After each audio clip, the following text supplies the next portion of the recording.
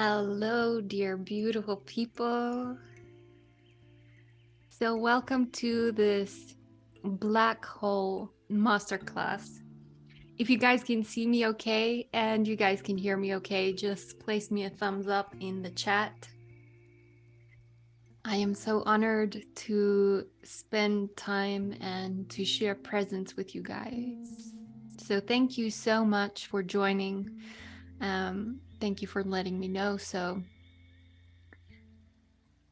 why did I create this masterclass? So first of all, I went into a little bit of a frenzy, you can say, regarding black holes. And this black hole frenzy was so sacredly met with Black Friday that I couldn't help but to combine these two into a masterclass. So thank you for joining this beautiful, beautiful, literally a freed interaction and a facilitated experience. This is a very unique experience. We are going to do breath work, but let me just share with you guys the slideshow for you to know what we are going to experience and go through today. Let me know where you're from, why you've joined, what created the interest. There's a few people on here that know me from the days that I worked for 𝐓𝐡𝐢𝐬. So thank you guys so much for journeying with me all the way into this point, or maybe you've never heard of me before, which is also possible and completely okay. My best supporter and my most dearest love is also here, and she's my mother, always supporting me, being my #1 fan. So I'm very grateful, and I feel that I have to give gratitude to that too. And from there, let me just share the screen with you guys so that we are all on the same page, literally and figuratively, of what we're going to do today. So just so that you know, I'm not trying to ever convince you of anything. I am never ever trying to change your perspective, or I'm here to offer you something, and whatever you digest and resonate with that truth, that is definitely up to you, how you integrate that into your daily life. So I've really transferred into the work and the line of integration, because doing so many work or so much work previously, I have come to realize that if you don't integrate that, then it's not useful to your being. So here we are. Can you all see this? Let me just do this. Okay. So welcome to the Freed Om Masterclass. I do really salute you. I welcome you, and I hope that you are ready to dive into black holes. Maybe not literally, or maybe literally and figuratively. We'll see how deep we go into this knowledge. So I'm going to explain to you today, and I'm going to ask you to genuinely inquire and contemplate within yourself and within your own consciousness what black holes, consciousness, breath, eyes, and oneness have in common. So we're all kind of looking for that connection. In this morning's call that I had with a client, she brought it to my attention, and she said, isn't it so weird how people connect with each other around fear? It's like people group and flock together when it's fear. And it's quite common because the fear is believing in the separate self, believing in that we are all these seemingly separate selves. So the invitation then comes in of us realizing that the illusion is the separateness. So that's why we flock together in the hopes that we realize the oneness instead.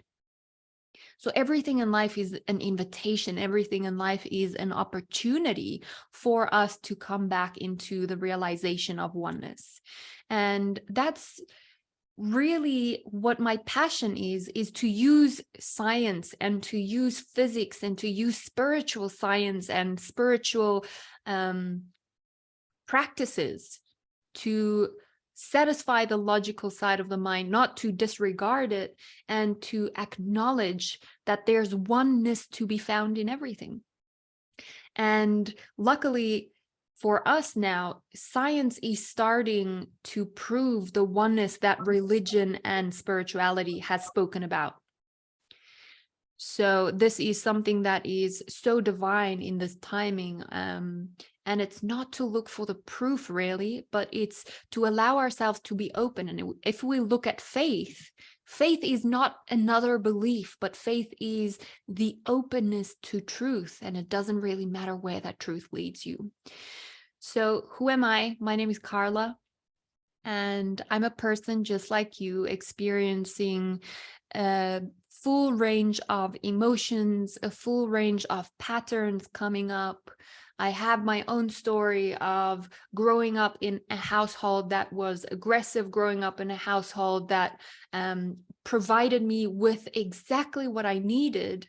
And in order for me to step into my full potential, my sovereign potential, and also awaken my, I want to say, genius through that. So I'm very grateful for that. I like to enrich my awareness with things like spiritual science, yoga, breathwork, and using the breath as the technology it is. For me, this is the number one thing that I wish we were taught since a very young age.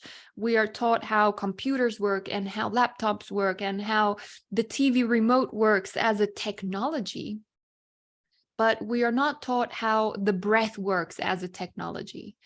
So I hope that I really spark the interest for you to notice and remember that the breath is a technology that we can use into the tool, into your physical being.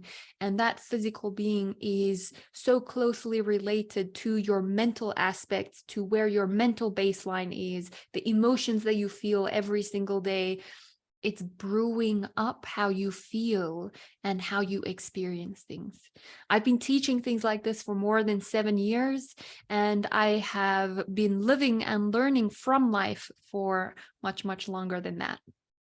So thank you once again for joining. This is what we will cover today in a very broad spectrum, is we will correct a misunderstanding via spiritual science, physics, and non-duality. So in that order too, I will take you guys from experiencing and the discovery of what is a black hole. Then we will take that information, lead it into what does that have to do with the technology of the eyes, and then the eyes, we will move that into what is the oneness or the singularity that all of these non-dual teachers, if you can call them that, or friends, talk about.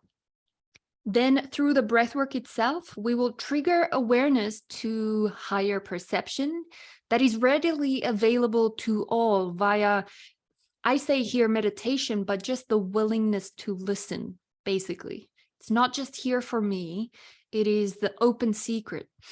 And then Soma breathwork, a special edition. So it's not going to be, if you are familiar with Soma breathwork, it's not the usual Soma breathwork that you're used to. If you have joined me for previous masterclasses, you know I like to shake things up. So again, I just allow my creative flow to be infiltrated and to share that creativity into this method. And then we will have questions and answers and a sharing circle. So I know that a lot of people don't like to share their experiences, but I'm going to encourage everyone just to share a little bit afterwards, because what you experience, we're going to see that there's going to be a threaded line, like this invisible red line between all of us. We are all connected, whether you are aware of that or not. So even this is the most simplistic way that I love to also just make people realize this. If you gently close your eyes just for a moment and you're completely attentive to what you feel, completely attentive inward to how your body feels, completely attentive to the sound of my voice. And if you hear me, if you hear me do that, there's some kind of contraction happening within you, right? Like if you hear something or someone in distress, somehow you feel the response and the reaction within you. So that again becomes an invitation that we are not separate, that we have the same energy, the same source flowing through us. It has been portrayed and explained as our mirror neurons mimicking each other and feeling each other. But deeper than that, the spiritual science says that it is because it's the same source flowing through us. So you can feel what I feel. Empathy goes deeper into that. Now, why is it important that you, well, the reason you're here basically, and why it's important what I do is suffering stems from a misunderstanding, and suffering stems from ignorance. Okay, so realizing the truth will set you free. And not in the sense of there's something setting you free, but the remembrance itself is going to help you realize that the mental way of trying to set yourself free is the mind saying, how can I be free of you, depression? How can I be free of you, anger? And it's going to try to look for a solution to be free of this. But in a deeper sense, noticing a realization is noticing that you are the freedom in which anger, depression, sadness appears and disappears. So there's nothing to be free of except for the misunderstanding that you are something within a field and you want to be free of something within that same field. So noticing that you are the conscious existence, the field of consciousness, which holds space for whatever arises and for whatever falls. The acceptance and the permission has already been granted. So if you find yourself in a sense of, I want to be free of something, please know that this is only a mental concept. It's a mental concept of you stuck in a certain mental space and you want to be free of something. You want a certain thing that is there to not be there. Is that making sense? If I talk and your mind goes, oh, wait, this is not making sense, please don't dabble and grasp at that, okay? Because a lot of what I'm going to say today is not for the understanding of the mind, but it's for something deeper that already knows that. I can never teach you anything, but I can have a post and I can have a sign that's going to make you remember what you already know. So that's why there's no teacher here. There's no hierarchy here. There's synarchy. And whatever I'm saying is going to trigger awareness within yourself. Because just like energy that can never be created, nor can it be destroyed, it's only transformed from one to the other. As per, awareness can never be created, but it can be triggered into illuminating. Okay, so that's what I'm here to do. I'm basically holding truths in front of you, and you get to decide, do I want to digest this? Is this something that is resonating with me? Is this something that wants to integrate itself into my perception of the way I perceive my experience every single day? Or is this something that does not resonate with me? That's completely up to you. So I'm going to just explain the Soma method. And this is really just for your logical side of the mind to rest. So I'm explaining this in 3 easy steps. And again, we're taking this, so the special edition that I'm taking you guys through today is because we're on the theme of black holes. Excuse me, I'm taking you guys through an experience where we're going to align our solar systems today. So your solar system, and this is something that you intuitively already know, is your chakra system. So your different planets are your different chakras. The only way that you can tune into your galaxy or your universe that you are is if your solar system is aligned. So all the different planets is in their correct orbit. They are not fluctuating and wobbling out of their orbit. So we're going to use the breath to put our solar system back in alignment, to give us access and to unlock our capacity to tap into our galaxy and our universe. So again, this is not, maybe you see this as a woo-woo thing, and that's completely okay if the imagination is that vivid, but it's also a very, very real thing. So what I share with you today is really how reality is.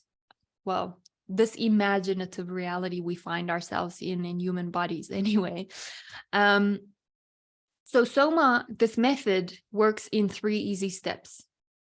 So it's rhythmical breathing, exhale retention, so holding on your empty, inhale retention, holding on your full, and then coming back to normal breathing. A little bit deeper insight, number 1 is the rhythmical breath is without any pauses. You inhale through the nose, you exhale through the mouth.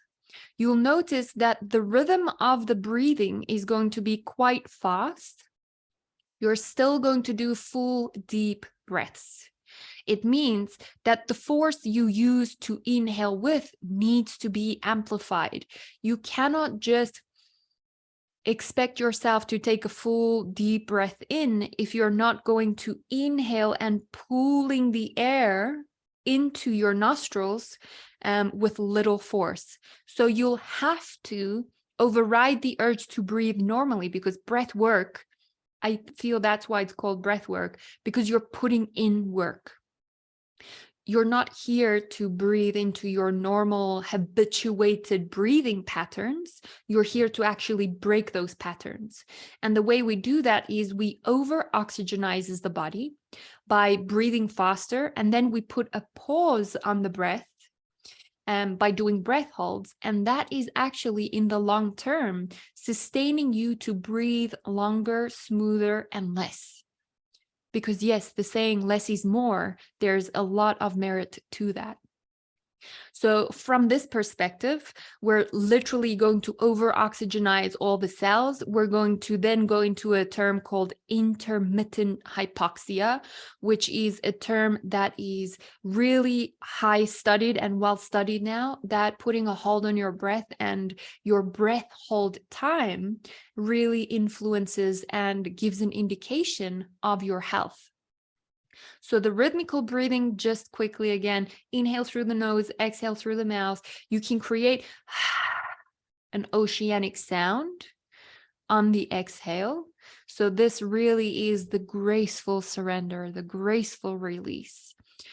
Throughout this, you're going to breathe into every single chakra. I'll take you through it step by step, of starting with the root and ending with the crown of your head. There are 7 if you're used to the chakra system. If not, I do mention every single one before we breathe into them.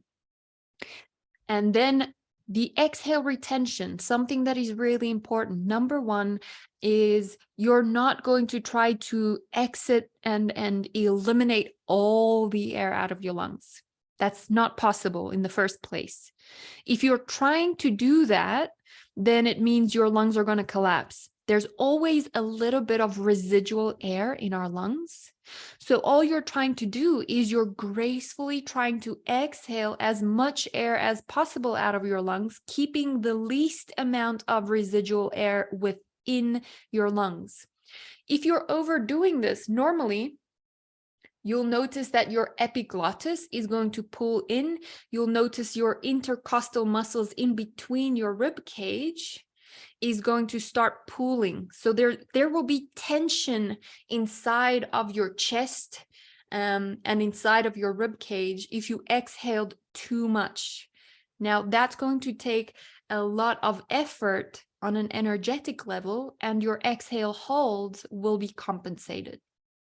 So on the exhale hold, you basically just want to, and that's enough. If your mind likes to work on percentages, try to exhale 80% of the oxygen that you have. Okay. So on that hold, you're relaxing. You're not tensing up like, oh shit, I'm holding my breath. What do I do now? Oh, no. That's believing and following the mind. You're completely relaxing into the impregnated womb of no thing, this emptiness that we perceive that's filled with nothing, but it's actually filled with the pure potential of everything. So you're basically surrendering into that, and you're letting your nervous system know by relaxing every muscle that it's safe to surrender into there.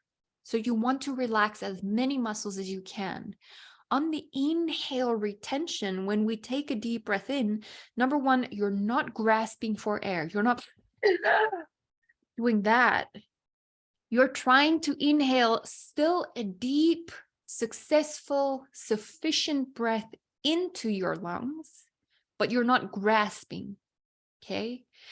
As you inhale, if you reach the top, so normally what you can do is first fill the belly, then the rib cage, then the chest, and hold. From there, you're going to pull your mula bandha. If you don't know what that is, it's the muscles in your pelvic floor.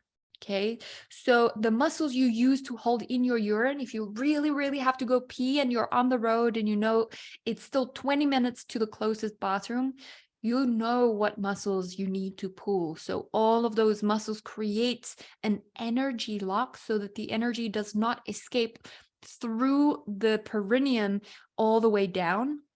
So you're pulling those muscles up and allowing the energy to now be redirected up the Sushumna, up the central channel of your body to the crown of your head. Okay, so these are the 3 steps. And again, after this inhale retention, when we exhale, you're not like fully releasing with a non-controlled manner, if I can put it that way. You're slowly letting the air controlled out of your mouth.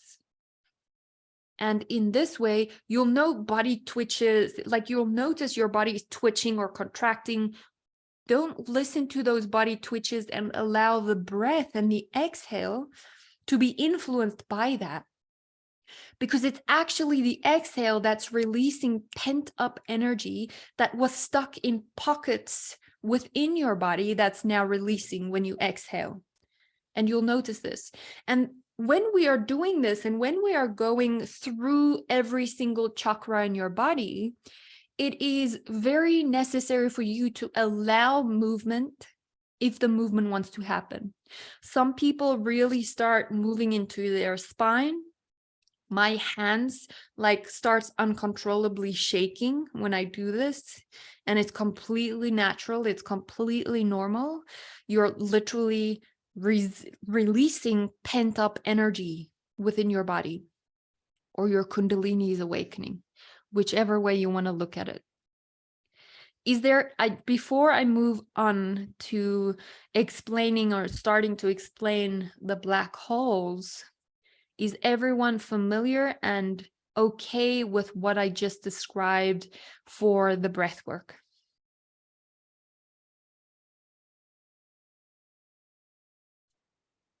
If you put up your, well, there's not a lot of people's cameras that's on, but if you do want to ask a question, you can also unmute yourself. We're not so many people. Okay, Zanne said yes, she's fine. Beautiful. Okay, so moving through the chakras.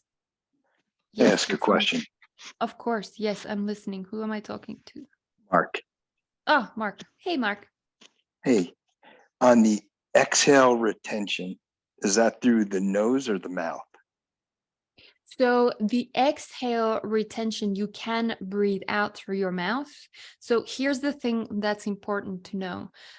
We're still trying to keep the oxygen and the carbon dioxide levels on par, because what a lot of people don't understand, it's actually the carbon dioxide that's giving you the signal to breathe again. So if you're breathing out and you're breathing out really fast, you're expelling an enormous amount. Okay, so what you want to do is when you exhale, you want to exhale really slowly and hold. It can be through the mouth or it can be through the nose. Either way, if you feel like your mouth is going too fast, then exhale through the nose. Is that answering your question, Mark? Yes, thank you. Perfect. Okay, beautiful being. So let me jump into explaining to you all about black holes. So I'm going to show you guys a short little snippet of video. Just because I feel there's other people that can explain what a black hole is much better than I can. And again, every single thing that I'm offering here is just to give you some food for thought. That's basically it. Nothing more, nothing less. Okay. Yes.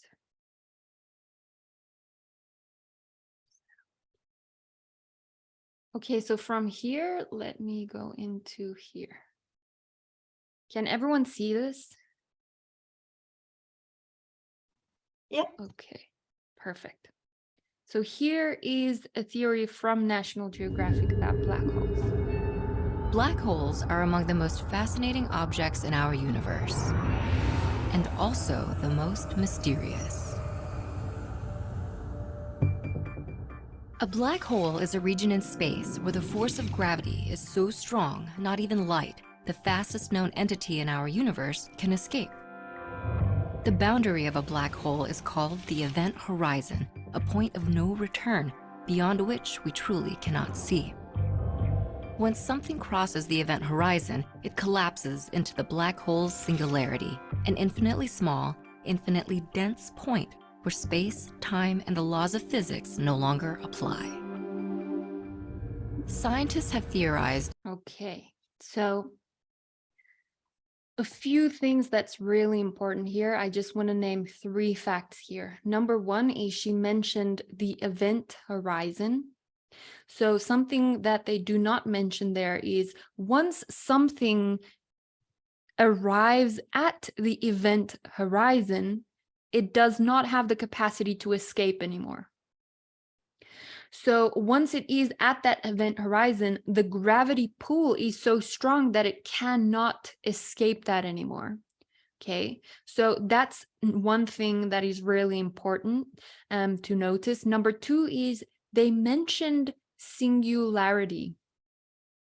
So singularity, if you think about the word itself, it says it's singularity. So the way that I like to think about non-duality is singularity, because the word non-duality itself creates a duality of saying not this. Okay, so it's opposing itself, basically. So with this, that's the name singularity is very important to just keep in mind to as we go along with this. And then number 3, which they also did not mention, but is true of black holes, is no time exists in black holes. It's a timeless thing. Okay. Time slows down or speeds up according to gravity, space, location. So inside black holes, there's also zero time. It's a timeless thing. So that's really important to notice. Yes, Matthew. So we're gonna get there. But yes, so Matthew wrote, I've recently heard that black holes are at a microscopic level in our body. So we do live in a fractalized holographic universe. So everything is literally stemming off and refracting itself. And we'll definitely get there to explain that phenomena too. So if we come back to this, so now you know what black holes, just a really easy to understand. I'm not trying to put this above your understanding. I'm just trying to give you enough information for the mind to understand what we are talking about. So from here, I want to take it to some physics. So physics, I want to describe the zero-dimensional point, if you've never heard of it. And the zero-dimensional point is just a way to portray something. Just get that, because if we say that 0D on the left-hand side of the screen there, if we say that's the zero-dimensional point, something that I never get is it's still a point, it's still something, it's not nothing. Okay, but that's just the way that we can show different planes in this dimension. So the zero-dimensional point is the center, and this is also the gateway to the divine plane. Or in physics, they call this zero-dimensional point singularity. Okay, so that's the first connection that I would like to make. So this is where everything is united into one. The point can then expand into a sphere. So if you just look at the left side, the red circle, you can say that the blue dot in the center is the singularity point or the zero-dimensional point, and the expansion from that then becomes the sphere. And this sphere then expands outwards as the three-dimensional realm. So this sphere is the container of the manifested or the physical world. And every single point, if you take it at that one point, or at the 6 o'clock or the 3 o'clock or the 9 o'clock point, every single point on the outer sphere is the exact same distance from the divine plane, from the center. So the sphere contains and holds life. And if I relate this to the atmosphere of Earth, it's the same thing. It contains and it holds life. The sphere is alchemically transformed into a dynamic flow between the center and the periphery. So the torus can maintain the balance of the sphere. Now, how do we get a torus from a sphere? We'll have to get two vortices. I don't know how you say vortex in plural. So if you have two vortexes, so one at the top and one at the bottom, if you see the white circle as being the sphere, and right in the center, that as the zero-dimensional point right there, if you create two vortexes, one at the top and one at the bottom, then what you will get the torus. Okay, so what it is creating, the opening at the top of the channel and also at the bottom, it follows the geometry of a double vortex, which is known as the hourglass or the hyperbola. So the hyperbola is the two red lines that you can see here. Just that's the shape that I'm talking about. So the torus is a self-sustaining system that all comes together at a space of unity and expands its energy around itself and returns to the original space in the center. Okay, so the energy of a torus flows from the one end, it circulates around the center, and it exits the other side. Now, it is always balanced, it is always self-regulating, it is always whole. The human body then becomes the Grail cup. So if you did not know, this is the torus field of your body that we're talking about. So we're now going from the black hole in the universe and regulating that all the way. So if you take the top of this, you'll notice that you've seen that already, where the gravity of a black hole like just creates that influx, that vortex of energy inward. Now you see this body, your body that you can travel around with is a double vortex. So not only are we taking in energy, we're also giving energy out. We're a double vortex, or like a double black hole, if we take the body itself in its wholeness. So the center channel that you can see here is also known in the yogic scriptures as the Sushumna. So when we're doing breath work, we're cleansing and clearing the gunk and the muck out of the Sushumna, out of the hole that is in the donut. If you have ever wondered why there's a hole in the donut, it is so that you can exist there, basically. Okay. So this is coming back to, this is your torus field. So basically the torus is a shadow from a higher dimensional plane. So on the 3D plane that we live in, the torus is all around us. So I just want to show you guys this video to give you a physical representation of what it means, because normally if we talk about this, even looking here, normally the mind, what it does easiest is it places everything in a two-dimensional or a one-directional plane of, oh, it comes out here and it goes there. But in actual fact, it's moving in a little bit of different way. So let me just get back to showing you guys. Share sound. Yes. Okay. So this is just to give you guys a representation of how it actually moves. So forget, I'm even going to turn this off because you don't have to hear. Just look at what it is showing, how the energy flows in the torus.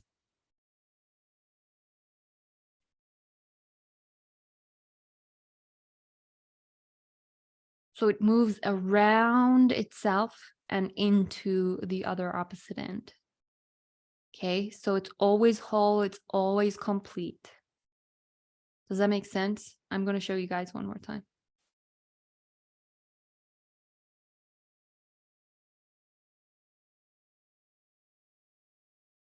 So that white dot is the singularity and it moves around itself. So it's multi-directional and at the same time. So it doesn't just move in a one-directional plane. And this is seen all around us. You can literally see the manifested things in the form of this torus field. And let me show you guys a few of them, which I'm pretty sure you know about already. So your chakras are also torus fields and double vortexes. Okay, so the crown and the base is the only two of the chakra system that are vertical torus. And the rest, the sacral, the solar plexus, the heart, the throat, and the third eye, as you can see here, are all horizontal ones. Okay, so again, fractalized universe. These are all just fractalized, and then you get your entire body, which is a torus. And if you look at this picture too, it's like it's traveling into a circular, multi-directional way. So if all of what I'm saying goes out of your mind, that is perfectly okay. This is the most number one thing that I want you to keep in mind.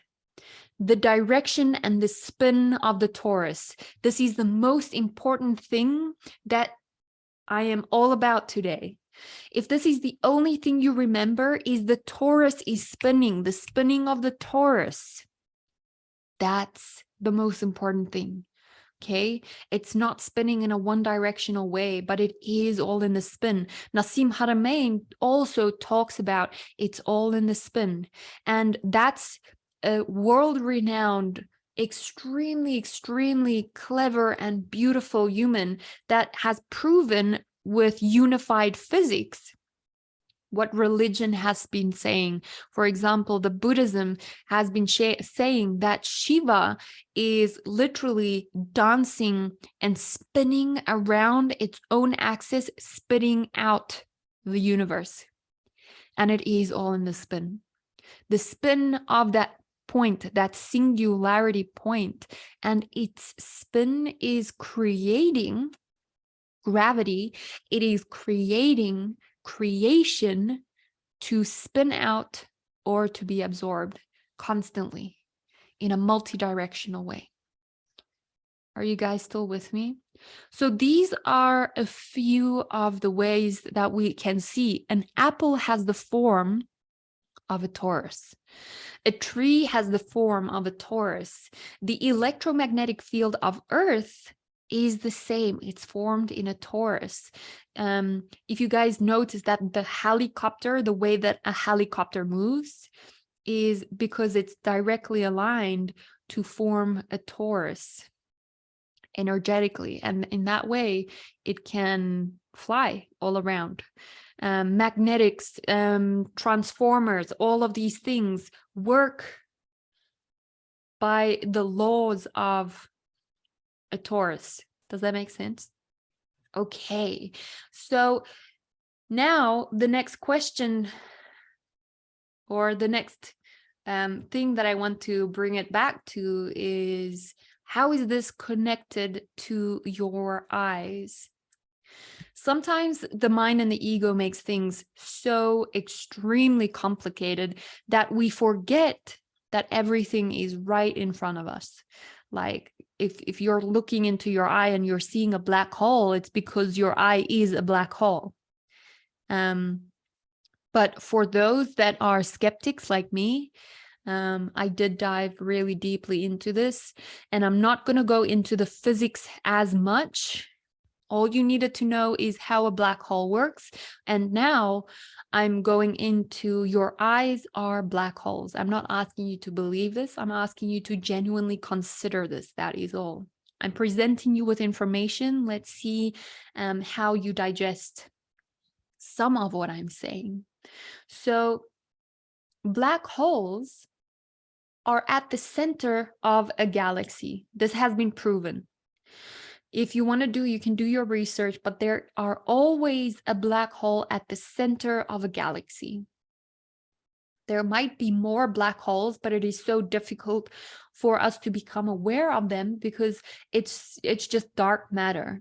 So that's what they called it. They called it dark matter because it's a lack of seeing. Like they pick up black holes because there's nothing and there's just dark matter, and they didn't know what else to call it. So these two eyes, or these two black holes, are rotating around your first eye. Some people call it a third eye. I like to call it a first eye.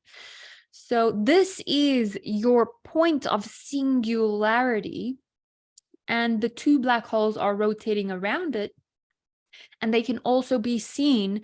They can be seen as your yin and yang, your parents' black holes. You got your one eye from your mom, you got your other eye from your dad, you got your patterns. So the one is a masculine, the other one is a feminine, and they're always together. They are not separate. So your initial black hole or galaxy is surrounded by these two black holes, which represent your parents, or which represents your masculine and feminine energy. So what do the eyes do? Scientists have tried to prove so much about black holes, but if everything is fractalized, then I'm encouraging them to just study what the eyes are doing. Because whatever the eyes are doing, that's exactly what black holes are doing. So let's look at 3 facts and 3 things that the eyes are doing. Number 1, they receive light. Okay, light has information. So it is not that they are receiving your reality as per, like if I look out the window here, there's a beautiful tree with pink flowers. It is not per se that I'm receiving that tree. The tree is kept at a distance, but I'm receiving the light reflecting from that tree, which means that the light carries information and the light itself carries data. Okay, so the eyes receives light, receives information, or receives data. Number 2, they act as a mirror. Okay, and a black hole is also acting as a mirror, reflecting itself to itself. Let that sink in just for a moment. Okay, so if this black hole could think, and it thinks that it is looking out when it is receiving light, it is really not looking without, it is looking within. And this is the problem that we have with our reality. We mistake the outside for the inside, and we mistake the inside for the outside. And now the mind's going, what the fuck did she just say? It's okay. Let the mind ponder, let the mind wonder. This is not something that you have to try to understand. This is simply something you already know, so that's okay. So everything that you're seeing outside is a reflection of something inside. That's the only thing. I'm pretty sure you've heard that quite a lot. You're a mirror. Your reality is just a mirror to your perception. It is a mirror to the way that you're perceiving. That's it. It's not saying you're a good person. It's not saying you're a bad person. It's not saying anything at all, really. So, yes, we are all just, and the sensory organs is what you have. It's not even what you are. That's the thing. We get to experience, we get to use the sensory organs. And when you're using your organs correctly and your senses correctly, they become gates to infinity. We get to experience this. It's infinite and the absolute putting itself in a box just to see how it gets out. That's basically what's happening. So your black holes, or a black hole, is receiving illusions of light. So the illusion of light goes into the eye, and it goes into the black holes to enter the one, to enter singularity. Okay, the oneness. It's so simplistic, it's even ridiculous. Now, what the mind cannot conceptualize, now you're going to probably think, but Carla, there's 2 black holes. How then there's 2 singularities? No. Singularity has no location. Singularity has no dimension. It's 0-dimensional, which means it's the same singularity. It doesn't matter how many paths to singularity there is, it's the same oneness. It's connecting to the same singularity. The one I, the first I, it's connecting to the oneness that you are, the same oneness. There is no distance, there is no location of that. So yes, Matthew, thank you. It's everywhere and nowhere. There's just, yeah, the mind cannot conceptualize this, and we should stop trying to conceptualize something that needs no borders and boundaries around it. So it goes into the black holes, it enters into the one, and that one can accumulate and decipher all the light shapes, forms, and it creates imagination and experience. So you can take these raw colors, shapes, waves, and energies, you can shape it into a perception of what you would like it to look like. Isn't that beautiful? Now, some people like to look at beauty, some people like to look at joy, and believe it or not, I don't exclude myself. Some people like to look at sadness. Some people like to look at melancholy. Some people like to see suffering.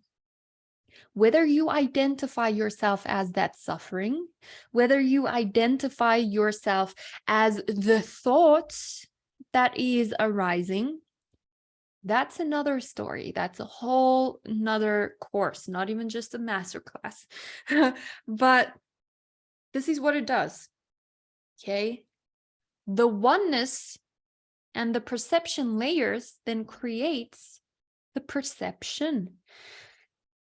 So again, let's come back to the third point. Number one, the eyes receive light. Number two, they act as a mirror. And number three, they direct. Your eyes are not stagnant. They can move around, which is a beautiful thing. Okay. So the eyes direct. It directs light. It refracts light. It directs where perception goes. It directs where location goes. To form direction. Okay, so here's another crazy thing that is coincidental. If you think about a movie, every movie needs a director. Okay. So the role of the director in the movie is for entertainment. Okay. It's for the entertaining industry. They direct certain shapes and sounds and light and imagery into a pattern to create entertainment. They create this imagery, they direct imagination. That's what a director does. It has to direct imagination. And what does that do? It creates stars. It creates stars. Okay, so pun intended on that one. But you're the star of your own movie. So do you want to see this star constantly struggling in a state of victimization, or glorifying itself into a state of victor, or completely surrendering into a vehicle, or being the hero, or being the villain, or whatever role this star becomes? Again, pun intended. You are the star of your galaxy in this human form. This is the gift. This is not a burden. Because of this body, you can feel. Because of these eyes, you can perceive and see into this reality and experience something absolutely beautiful. So there's no coincidences, really, just synergy manifesting itself into the three-dimensional plane. the flow of energy from the 0-dimensional point into the sphere. Okay, so at the same time, Leonie wrote, when someone has this the way. Yes, completely. So if there is anything wrong, even for a really long time, I was farsighted or nearsighted. I never know what you call these things, but I had difficulty seeing far. So even that. And I used to wear glasses, and I never got eye surgery. I never did anything apart from stopping to wear glasses because it made my eyes use the glasses as a crutch. Instead, there's exercises that you can do with your eyes, or you can literally stare. So there's sun gazing, but obviously you cannot do sun gazing while the sun is still high in the sky. But luckily you can close your eyelids and still do sun gazing. So no, not with open eyes, but that scalar energy. And I had the scalar energy actually here, which is really interesting. So this figure right here is the scalar energy, like the energies that is conforming and manifesting. So yes, if someone has a cataract, it does influence the way that they perceive the world and the mirrored reflection of that. And everything starts energetically, and then it manifests into the physical reality. So if you have an ailment or a dis-ease, which means energy is not easily flowing anymore, that's the only thing that dis-ease. There's a block of easiness of energy flowing through your body is that has manifested first. It started with an energy pattern, and that energy pattern has repeated so many times that it got hardwired and manifested within the body. So again, this is something that we have to realize here is it's not a good or a bad thing. Seeing 20/20 vision is not a good thing per se, or not seeing with a 20/20 vision is also not a bad thing. So detaching from the labels your mind creates of good and bad is more beneficial than you striving for the good and avoiding the bad. In this sense, the mind is the creator of the labels good and bad, which means it does not have the capacity to see beyond them. And when you cannot see beyond them, which you're taking away your meta means to move away from and perceive that, then you're going to try and solve the problem from within the same structure that created the problem in the first place. So you need to be able and willing to detach from the labels good and bad. It's like every single person on here today joined not because you know or think that this is going to be something that is fun to do, maybe the breath work afterwards, but during, no. This is, again, the mind is the creator of the label of discomfort and avoiding that, but there's something deeper that knows of the benefit, and that's why you're here. It is the silent listener that knows of the benefit of doing a masterclass like this. So moving beyond the mind, it's a lot of the times we're really like stuck so much in the imprisonment of the mind that when we decorate it and we find this self-help tool, we paint the walls and we put up nice pictures, but you're still imprisoned. You're making it more comfortable in there, but you're still not realizing that you can set yourself free from there. So that's why I feel that the whole scene around fixing, changing, and improving yourself, I call bullshit on all of that. First, realize what you are, and then decide if changing that is necessary. Because if you're everything, what is there to change, right? So I hope that answers your question. And we all have distorted perceptions. We all have a cornea, right? A cornea? Cornea. I don't know how to pronounce that. My apologies. But you all have a physical, literal lens that is keeping your eye from drying out, that is reflecting and refracting light, that's changing your perception. We all have a perception that's influenced. So we all have a perception that is, we cannot see clearly, because if we could see clearly what this life is, then where's the mystery to it? And whether we believe this or not, or whether we acknowledge this or not, this mystery of life is so good. It is so thrilling. We live for the mystery of things.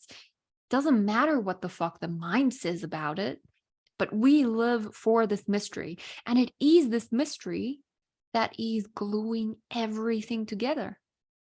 It's gluing what seems to be this moment to that moment, even though this is the only moment.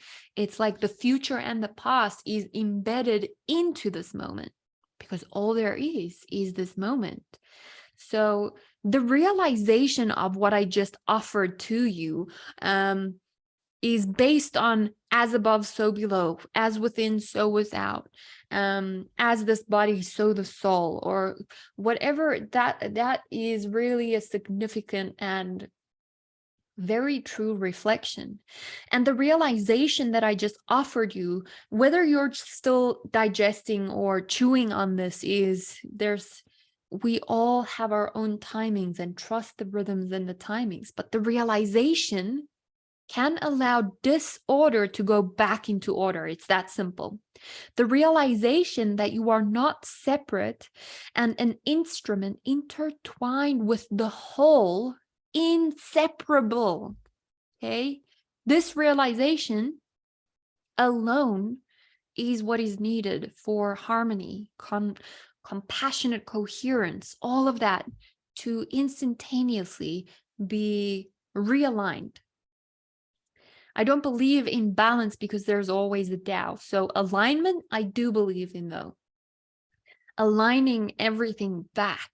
So this realization leads you to giving back to the whole, clean kinetic energy that does not cost you anything. So effortless happening. And effortlessness, if you break down the word, is effortless. Use less effort. So listening is happening effortlessly now. Seeing is happening effortlessly now. So this then, the realization of you giving back to the whole effortlessly, creates clean kinetic energy. Kinetic kindness is fun, it's joy, it's awe. And this leaves no room for doing. We have been conditioned to believe we're a human doing, and we are not. We are a human being, an effortless human being. As effortless as listening is happening. It's not like you have to effortfully do something in order to listen. It happens naturally. It happens effortlessly. So this kinetic kindness is then back in play, where what I am pointing to is being, not becoming. Because becoming is the breeding ground for doing. So becoming and seeking is always intertwined. So what I'm pointing to is being. There is no need to become being. That's not even possible. So noticing that you are already that, instead of seeking meaning in the being, which is the ego's place, the ego's job, if you want. But you start realizing that being is the meaning, and that's it. You don't have to look for meaning in the being.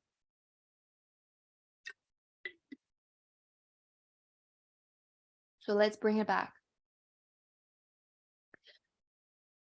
Let's back it up, and how is consciousness now connected to this moment, to the I?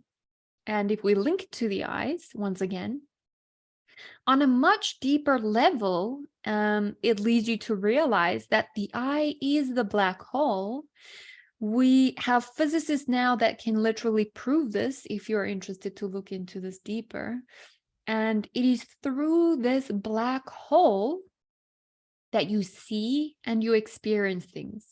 At the surface of this black hole it is sucking in experience, it is sucking in data, it is sucking in information and phenomena. And where does it deliver it to? To your singularity. It is delivering it through the neural pathways back to source, if that's another way that makes more sense to you. So you are an experience while appearing as a human. So notice I'm starting to weave in singularity or non-duality things after we have just proven a lot of things on a logical way. Now I'm starting to imprint and just suggest things that might be beyond the mind, but it's okay. You can allow that to be. So this experience is also fed into the wider organism. This is something that the mind hates to acknowledge. Through the cornea and the lenses of your perception, what is experienced and how it is interpreted can vary greatly, okay, from person to person. But something is very important here to realize and remember is your interpretation is not per se your experience. Your interpretation is not per se the experience. So please notice this. The phenomena and reality just is. It doesn't care how it is, or it doesn't care what it does or does not do. It is not trying to be a certain way. It does not care how it is. This lenses and this perception in the mind that is superimposing its wants and expectations onto reality cares, but reality doesn't give a fuck. It's neutral in that way. So almost like the white movie screen. If you're going to the movies and you go to the movies with your friend, and after the movie, you ask your friend, hey, so what did you think about this? What was your best part? And your friend goes, oh, my best part was the white screen that changed. Like all of this projected on the white screen, and look, here we are again, back with the white screen. Come on, guys. We're never going to say that, but it's funny. Like the white screen is giving rise to the horror or the comedy, whatever movie you're watching. Without the white screen, there is no movie. But we tend to rather get stuck in the story and the movie, the projection or reflection, than the substance which gives rise or allows the reflection to happen. Does that make sense? If it doesn't, it's okay. It's not meant to. So your consciousness is inseparably connected to the gross network of all that is. Some call it conscious existence, source, God, substratum, whatever it is. This, however, might not be in your experience due to beliefs, patterns, perceptions, that makes it appear that you are a separate self or separate from the whole source. So it makes it seemingly separate, which then obscures the whole truth. So the more and more you remove these veils, these layers, and realize that you are the absolute shaping itself into the finite. You're the absolute pushing itself into a box just to see how it gets out. You're the infinite shaping itself into a finite. Why? Just to go back to the infinite. That's the thing about balance. It's never stagnant. If balance is stagnant, it is dead. Okay? So balance always has a Tao, has this slight oscillation. The only way to get in balance is to get knocked off of balance. So that's why aligning to the center of the Tao is much more appropriate than trying to be in balance all the time, because that's never going to happen. That's an idealistic moment of the brain farting in your existence, and you take it to be yourself. So then we get to time, just to link this all to time, because we all know time is an illusion too. But I want to just give you a deeper understanding here. Time is a gift bestowed upon us for ourselves from our timeless aspects, so that we can explore and venture and recognize our timelessness, our timeless self through the vessel of time. Because if this is source and it shapes itself into two, now it can experience itself. It can see all aspects of itself. But then the belief of being separate from itself is what causes suffering. You are the whole truth. You are the whole absolute. You just shaped yourself into another one of you. You're lacking nothing. You're seemingly separate from that one, but it's like saying that the wave is separate from the ocean. If there's not an ocean, there is no wave. And here's where the freedom thing comes in too. There is no one to be free. Okay, the wave is never trying to be free of the ocean, nor is the ocean trying to be free of waves. There is no me apart from this moment. There is only this moment. So through this body, through these eyes, it is the recognition to the divine or the timeless absolute that is unique through every eye. So one can say that the journey from the I to the I, the absolute, is completely unique and never repeated. The body's technology is so beautiful. The formless is, or the form is still the formless. There's no separation between that. The story doesn't end. The song is never finished, only abandoned. Life wants to explore. It wants to explore strife. It wants to explore boundedness. It wants to explore discomfort. It wants to explore tight spaces. Why? Because it can. It can explore these things. It wants to explore these things. So when it stops to be amazing is if we buy into the amnesia, if we buy into the forgetfulness, forgetting the infinite nature of our being. Suffering is then evident when we think of ourselves as only this finite body, as only this finite human. That's when suffering arises. The absolute presence, creative essence is here now. And it is looking through your eyes. Why? Because the eye is in the eye. The eye is in the eyes. So this mind and this ego you are trying to slay or kill or fight off is also totality.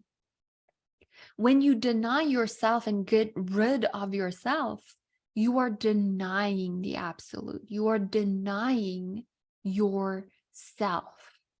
God, heaven, paradise, conscious existence. Dear one, flesh is a gift. Time is a gift. But it can only be realized from awareness beyond the mind. Where is that? It is looking through your eyes. So don't get trapped in what you see, but rather look from where looking looks.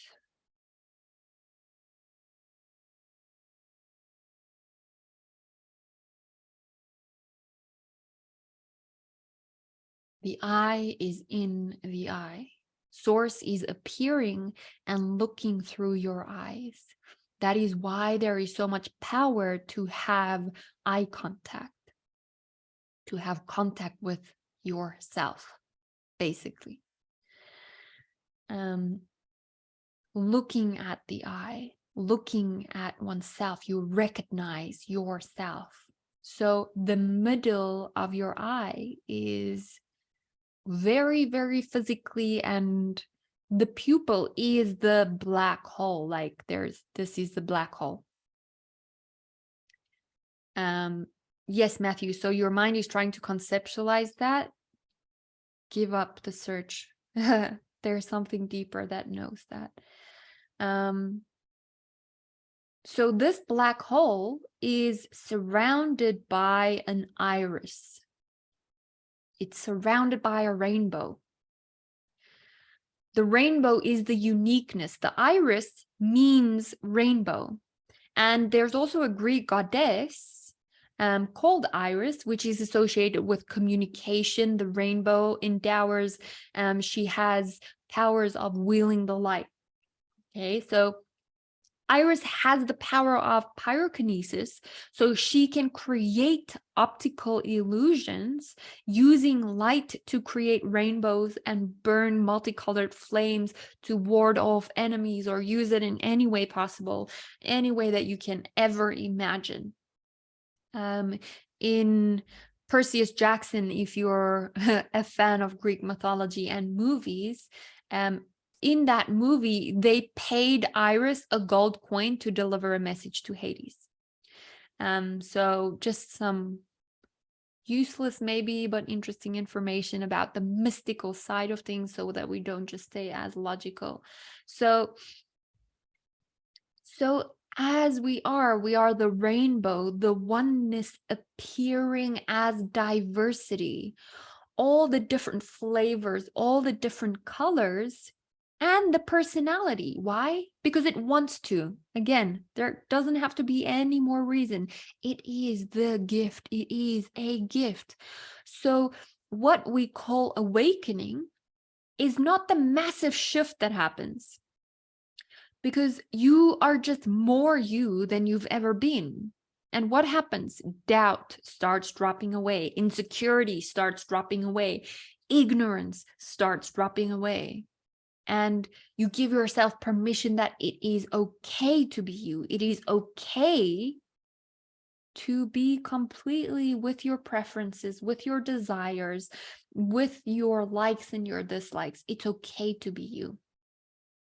Time is the optical illusion in a sense of projection, because all there only and ever is now, is this moment. And of course, there can be planning manifested in this moment. There can be manifesting, remembering, arising within this very moment right here. But you are the fulfillment. It is not that you have to chase what the desire wants. Remembering that you are the fulfillment already, all whole, complete, already ready. So this then leads to the search being dissolved. The search for those goals is not what brings you fulfillment, but realizing that you are the fulfillment itself. That's what satisfies. The recognition of your timeless nature is the fulfillment, because you're extremely, extremely powerful. You have the power to embrace and the power to erase. You have the power to embrace what is, and you have the power to erase what no longer serves. But you can only do that from a place of presence awareness, from your timeless nature, which is naturally loving, compassionate, and peace, with no opposite, because even strife and discomfort is held within this. So it's neutral in a sense. It's neutral in the sense that It embraces whatever is. So the only end, the only end to you is illuminated. This simplicity in truth are yours for the taking. It's ours for the taking. So to wrap this up, I just want to tell you a realization that I had last night of, I was looking for a summary, like, why am I doing this? What does this mean? What is this going to entail? And how is this going to enrich something? So what does this mean? Because we get trapped in asking so much and desiring and seeking for the fulfillment of desires and longing to be happy without conditions, maybe not even being willing to drop the bag of conditions that we have. So what does this mean? It means that not only are you the one praying for the miracle, you are also the one providing the miracle. As above, so below. So are you providing yourself with the miracles that you are looking for? Because only you can provide them. You are the black hole. You are the universe. Are you granting yourself permission to receive the miracles that your lesser or disconnected part of yourself is longing for? Are you remembering yourself as this permission?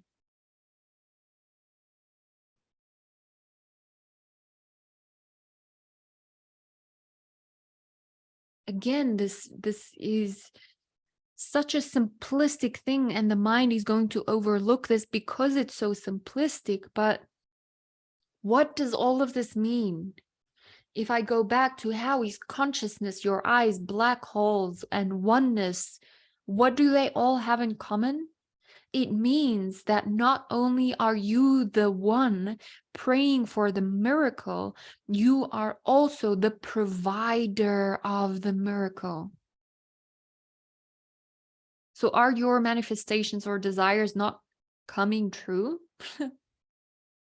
You are the one that's not providing yourself with that. And that truly annoys people. But that's the truth. So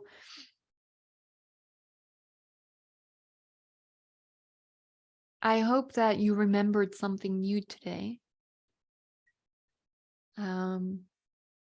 The next part of our journey is going to, I'm just going to introduce you guys to a mental breathwork exercise for expansion. And then we will jump into our session, which will be the chakra system and breathing into aligning our solar system, basically. Any questions that came up for you guys? I did not see more questions in the chat, so I just want to open up if there are something that I missed. Let me just check.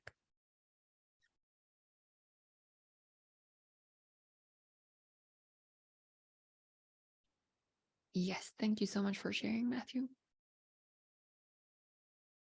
Okay, so the mental breath exercise that I want you guys to do is it's really all about expansion.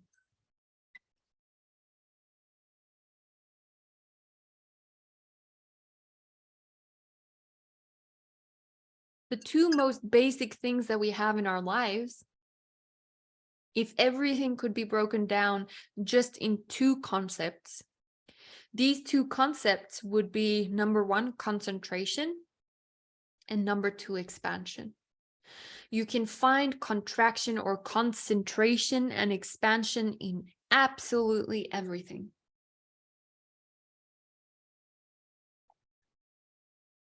And sometimes we think, like, if you have a really chaotic mind, and you feel stuck in your mind, what a lot of people advise is to expand.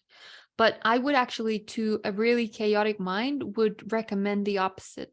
I would recommend you to become aware of focus, to focus your mind completely. And in that one center, singly focused singularity, what you'll notice is the more you focus inward, the further expansion there is outward. But there's also the opposite end of, if you're trying to concentrate something into your life, then rather focus on the expansion. So this method that I'm going to share with you guys is an expansion method. So this expansion method is a mental breathwork exercise. So how we perceive expansion all around us, no matter what the cause. So we're going to start on the physical aspect and utilizing our hands and our eyes, because we see our hands every single day, which means there's a deep subconscious connection. We weave energy, we give, we receive with our hands. We do a lot of things with our hands. So the left hand is directly connected to your heart. So let's use this one. And the exercise is as follows. So you're going to be looking at the palm of your hand, of your left hand. And every single time you exhale, you're going to cross your eyes. Okay. So on the exhale, you cross your eyes. And on the inhale, you straighten your eyes and you harmonize and you come back to oneness. Okay. So as you cross your eyes, you repeat, with this breath, I am expanding. And on the inhale, you say, with this breath, I am becoming one. Or if something else resonates, then you can for sure do that. But if you are physically seeing this, it also confirms to you that you're not lying to yourself. You're acknowledging the energy of expansion, and your hands might even start buzzing with energy. So you can also do this in the mirror when you're looking at your face, but even on your phone, if you put your front camera on, seeing yourself expand out of the box and into the box. So whenever you're in need of expansion, for example, I had a client which really, he was working on his self-worth. So you would add, with this breath, I'm expanding my self-worth. And you literally and physically see the expansion. Now, the distance that you have to keep your hand from your eyes are going to be unique and different to your technology of your eyes. If you hold it too far, the hand's just going to become blurry. If you hold it too close, you're not going to be able to see the expansion. So you have to play around with this and really find where you start seeing two hands. And on the exhale, that's when you cross your eyes and see the expansion.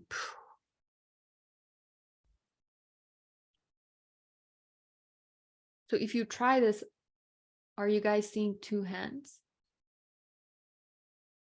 So a way that you can take this deeper is right after this. So we'll be doing this for 5 minutes, just literally breathing into the expansion of us.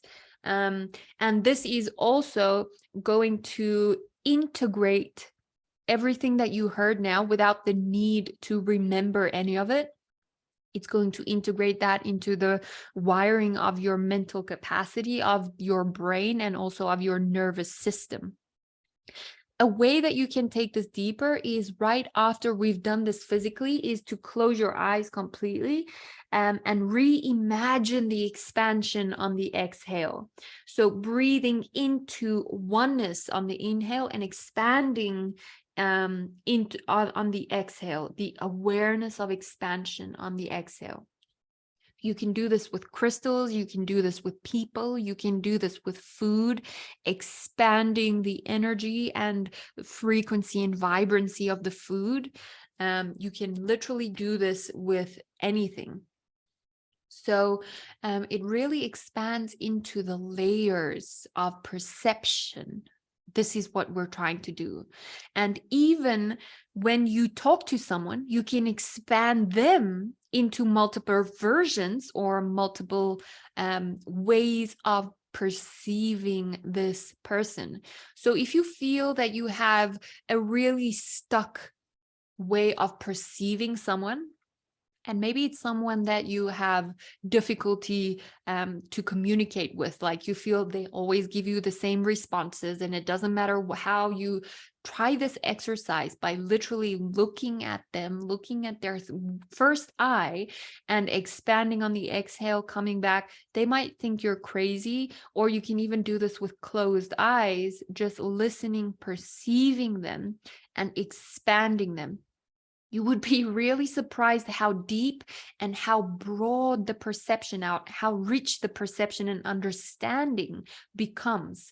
You become more relatable to either way, either energies. And what we're trying to do here, this really builds an energetic compass within yourself. And excuse my dog. And this is really practicing an energetic muscle. So that's what we're doing. An energetic muscle is really difficult because it's not something tangible, but we're practicing expansion of this energetic muscle.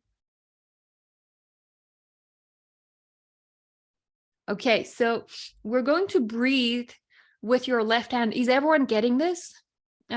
Is there any questions before we move into this 5-minute exercise? Is everyone good? Okay. So you're going at your own pace. You're literally just holding your hand in front of your face. And every time you exhale, you cross your eyes. With this breath, I am expanding. On the inhale, bring it back to 1. Exhale, with this breath, I am expanding. And if you're really working on something, it is quite difficult, especially if you're doing this for the first time. It might be difficult even to see double, to see expansion. So it's not supposed to be easy. Okay. And if it is easy, maybe you have had experience on expansion practices before. So I want to say compromise in understanding that it's difficult and accept the difficulty of it. So we're going to do this together, breathing into expansion. And throughout, I will just give you a reminder if your mind wandered, to bring it back to, on this exhale, with this breath, I am expanding. Okay. So having your hand in front of your face, it's okay if the distance will change. Let's all take a deep breath in and exhale. Zoning into a point in your hand, inhale into 1. Exhale, crossing the eye. With this breath, I am expanding. Carrying on at your own pace.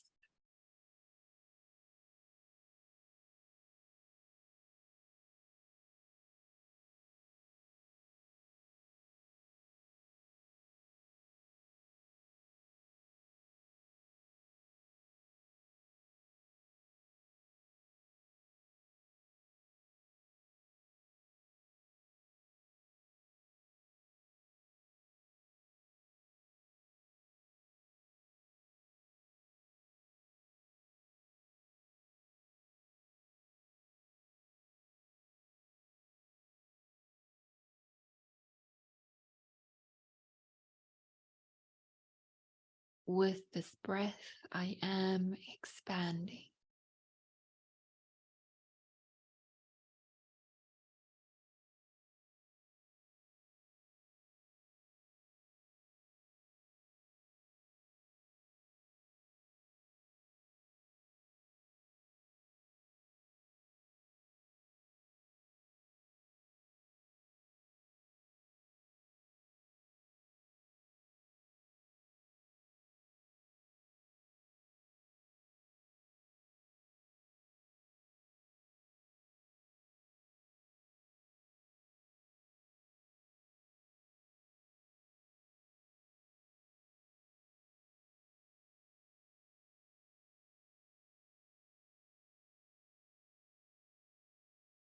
With this breath, I am expanding.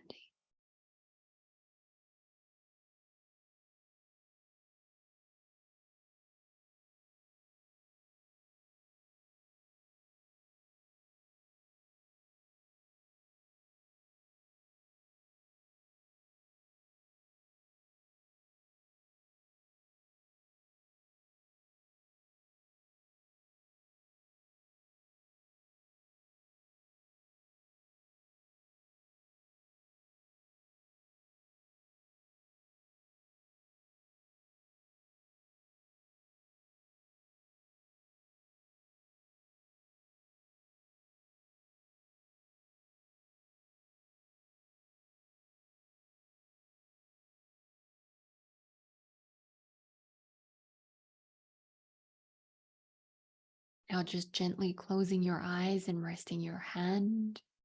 Notice how you feel. The sensations in the body. The spaciousness in the mind.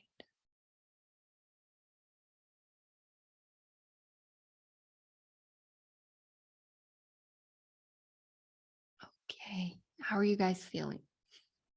Feel free to share it in the chat.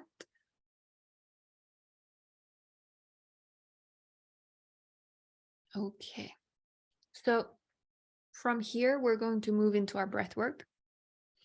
If you want to lie down, you're more than welcome to lie down. Okay, so if you're feeling dizzy, that is a great sign. It's quite normal too. If you're feeling dizzy, it means that you're also tapping into this energy. Your hands might start buzzing with energy quite a lot. You're recognizing the aliveness.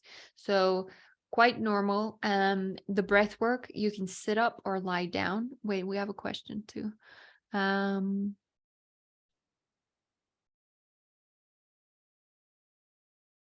So you're expanding on the exhale. When you inhale, you're coming back into oneness and uncrossing your eyes, then you're seeing one hand. On the exhale, you're crossing your eyes into expansion. So it's the gesture and suggestion of expansion is a surrendering, it's not a doing. So you're surrendering into expansion. So it's on the exhale. Feels like my awareness is expanding, like realizing that everything is just perception. Beautiful. Yes. Light as a cloud, transparent, spacious. Beautiful. Thank you guys so much for sharing. So please get yourself ready into a comfortable seated position or lying down if your body is not used to sitting so long. I do realize that I have spoken way too much yet again. So we will run 10 minutes late. I'm telling you this now beforehand. So that if you do have any thing that you have to attend to at 2:30, or whatever time it is, just know we will be about 10 minutes late. I apologize for that, but I want to make you guys aware so that you're not stressed. Maybe set an alarm if you do have to go. I completely acknowledge and honor that. So I will take you guys through this step by step. We are just aligning our solar system in this multi-dimensional. Leonie also says, I have difficulty to multitask when I'm focusing on breathing. I have difficulty to also do eye work together. Yes. So this is, again, exercising an energetic muscle for you to start tapping into different ways of using your attention. Normally, we are so zoomed into a narrow focused attention that we forget there is other types of attention. So this is encouraging open awareness or open attention, which includes a narrow focus, a diverse focus. So it's a really good way to start healing and exercising expansion. So I would suggest, Leonie, if you could Do this 5 minutes every day. Okay, beautiful people.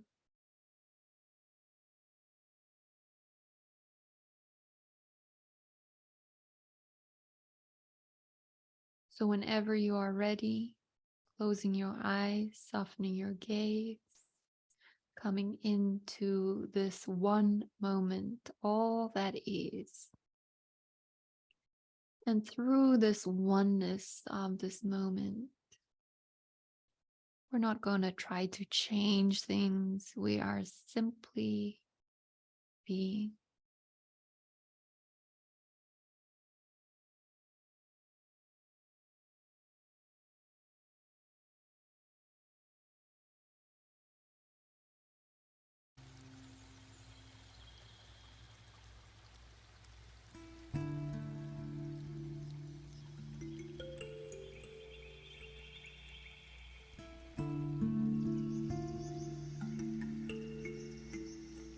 Instead of listening to the cues or listening to the notes, I invite you and encourage you to listen to the expanded space, holding and giving rise to these notes.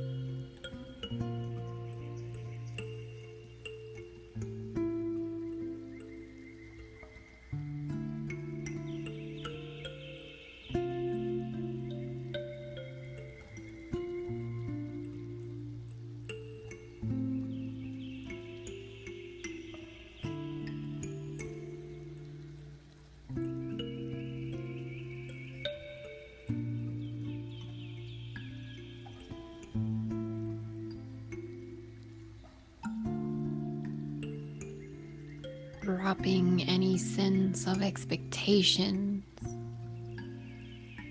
dropping any sense of personality. I invite you to give permission for whatever arises to just drop away. Any responsibility, any mental constructs, place it next to you, even if it's just for this practice. I promise it will still be there afterwards. No one can steal them or run away with them.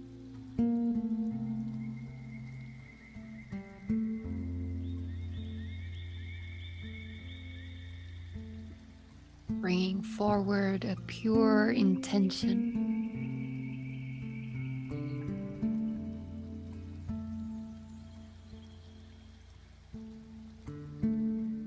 Infinite Spirit, open the way to the divine design of my life to manifest. Let the genius within me be realized and shared. Let me see clearly the perfect plan that includes health, wealth, prosperity, love, perfect self-expression, and simply being. Breathing into the root or the Muladhara chakra.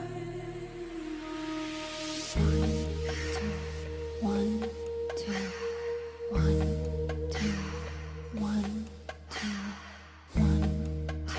Full deep breaths, directed down to the belly. It is fast, but you can breathe this fast.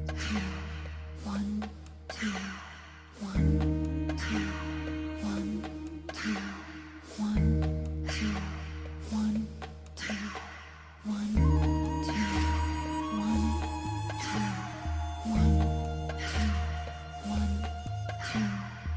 Effort you put in is the energy you'll get out. You're cleansing, clearing, and aligning. A red energy in the base of your spine emanates from there and surrounds you now. Every breath feeding into this aliveness of red energy.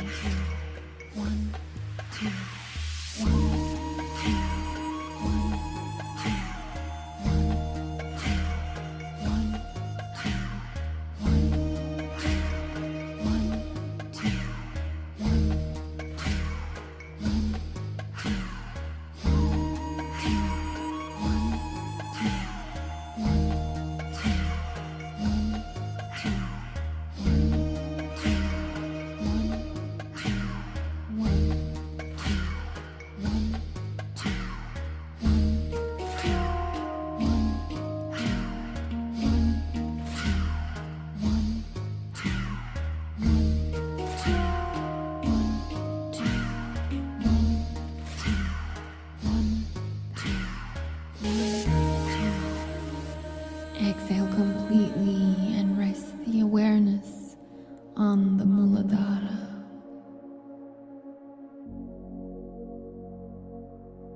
Allowing imagination to concentrate into a pearl-sized energy in your root. Hold the exhale, hold on empty. Enter into this womb of nothing.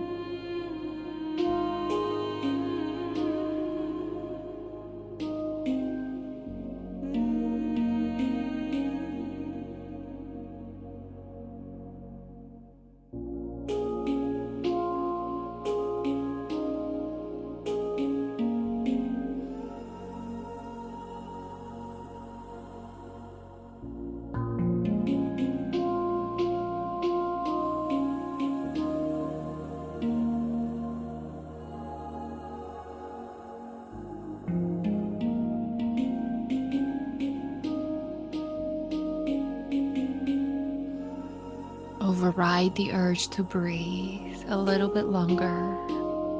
Surrender, relax, release. Inhale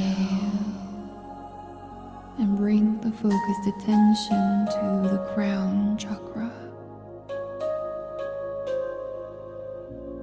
You can pull the Mula Bandha pelvic floor muscles up. Rise. Expand.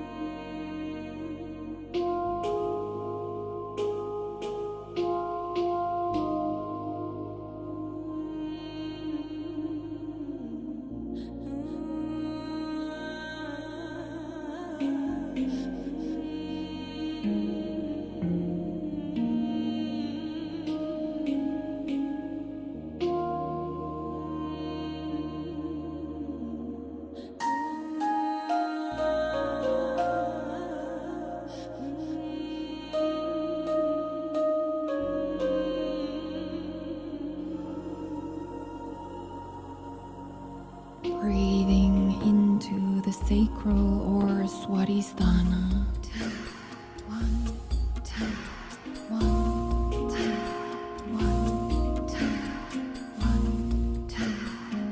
Underneath your navel, the point of orange energy shining out from your sacral chakra, surrounding your body, your being completely. And every breath is feeding this energy brighter and brighter.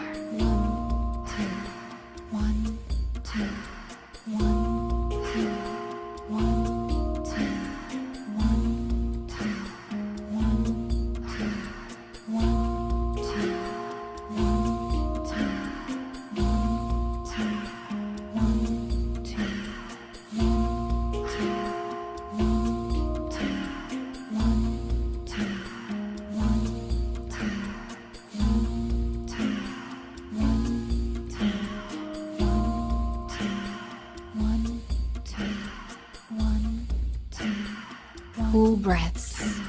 Override the urge to breathe softly, breathe fully, build this energy wide up.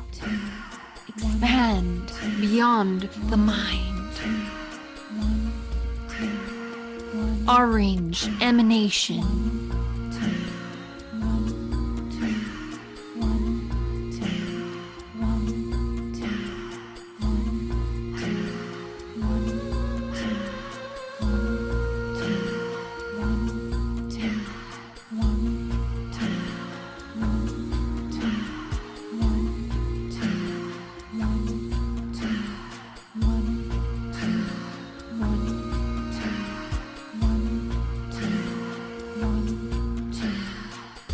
Exhale completely and resting awareness on your sacral chakra. Hold the breath out. Concentrating awareness into a pearl-sized energy orange point.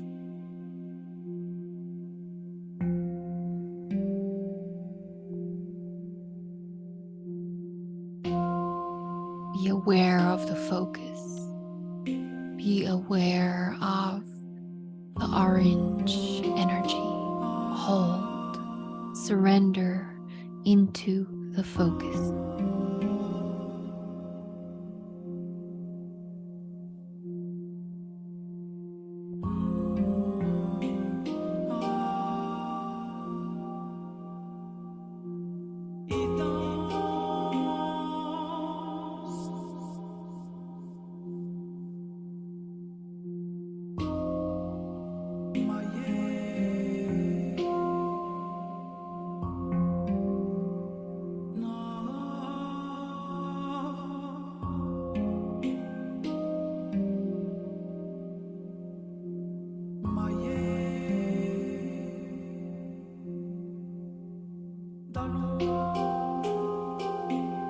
Inhale deeply, focusing on your crown chakra.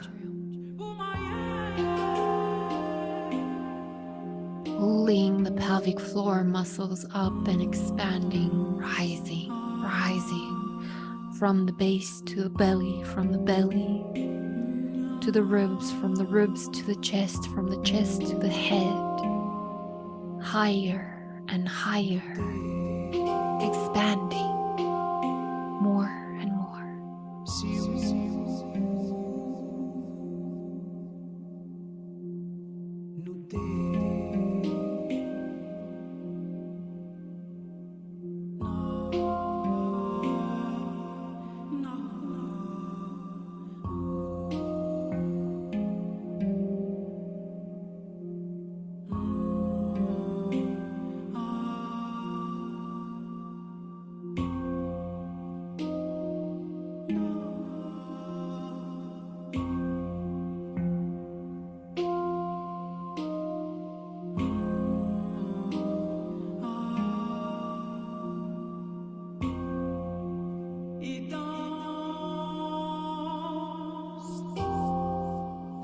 Have reached your edge, override the urge, and then surrender. Breathing into Exhale. your solar plexus or Manipura.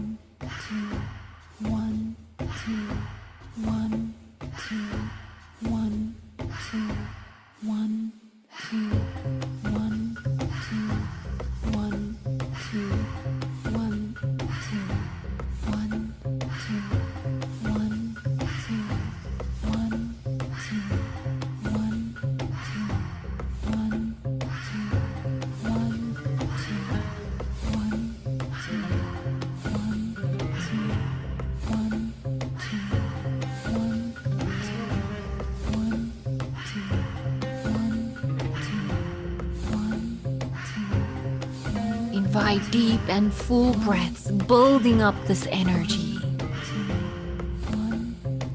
Breathe fully, no matter what the mind says. Treat your breath like God. It is a guest to the body.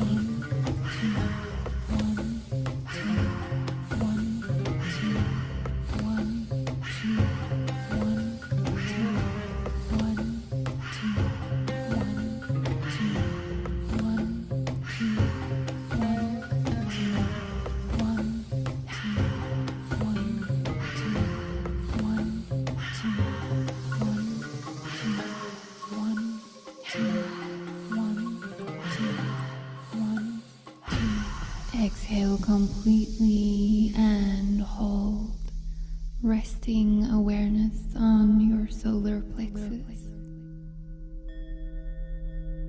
Feeling the energy and awareness concentrate into a pearl-sized yellow ball of energy in your solar plexus. Zoom in, concentrate. Be here, aware of focus.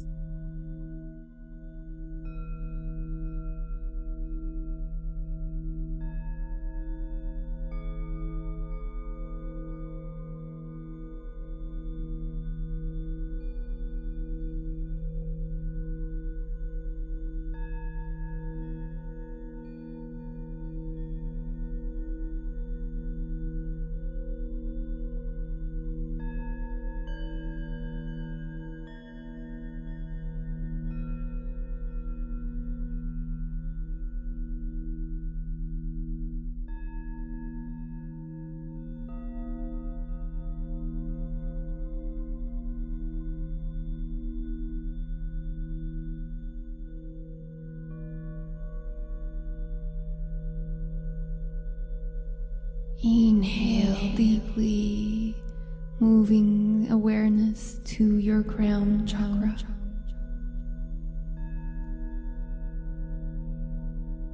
Hold on the inhale, pull the Mula Bandha root lock and send the energy up into expansion.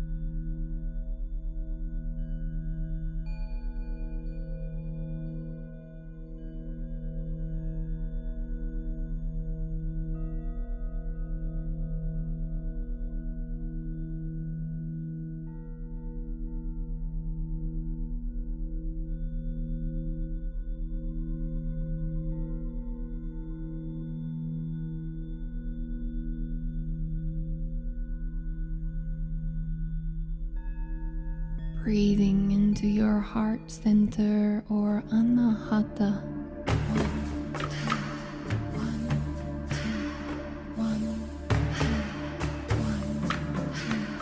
A green emerald energy.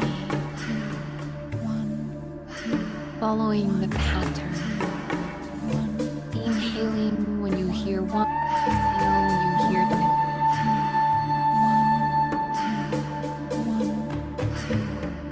Trust that this rhythm will cleanse and clear your heart space. It will detach you from the tendency to close this cosmic instrument down. Breathe into your heart with power, with love, with dedication, with devotion.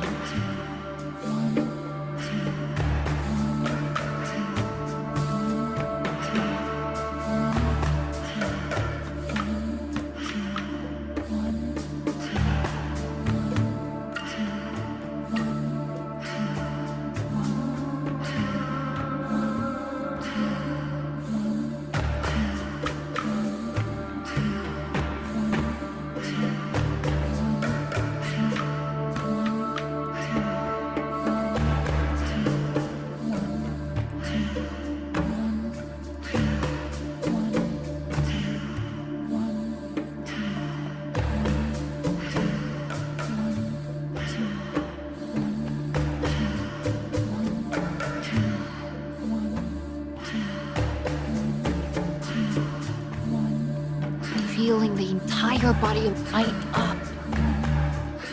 Feel the vibrancy. Deep breathing. Magically powerful. Resting awareness in your anahata. Hold and surrender on this empty, while concentrating attention and awareness into a pearl-sized green energy ball in the center of your chest. Hover and rest awareness there.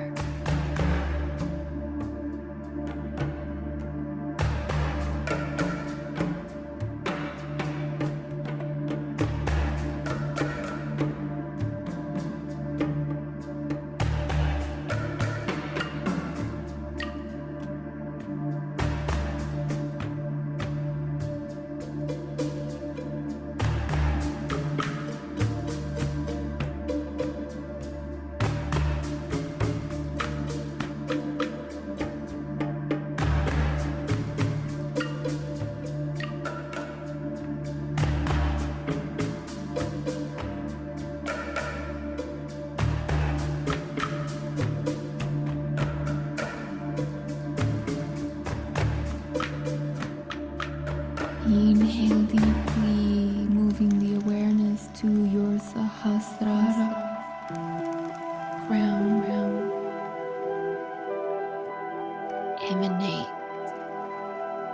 Expand.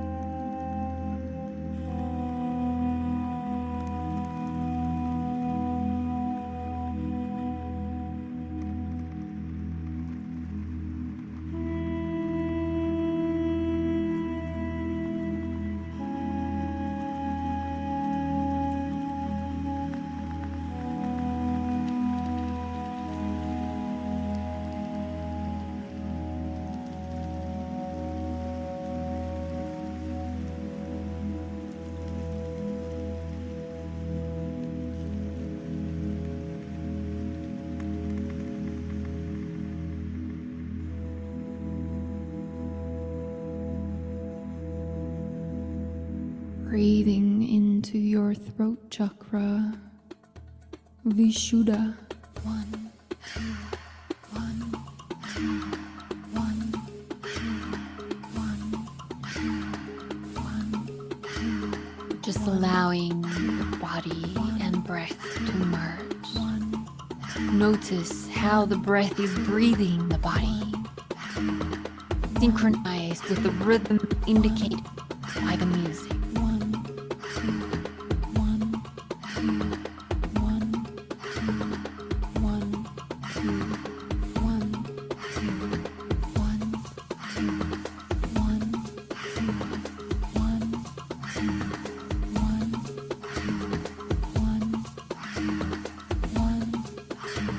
1, 2,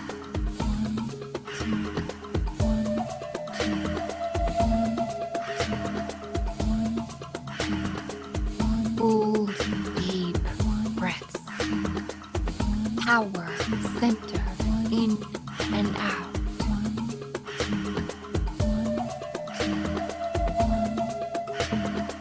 Receive, release.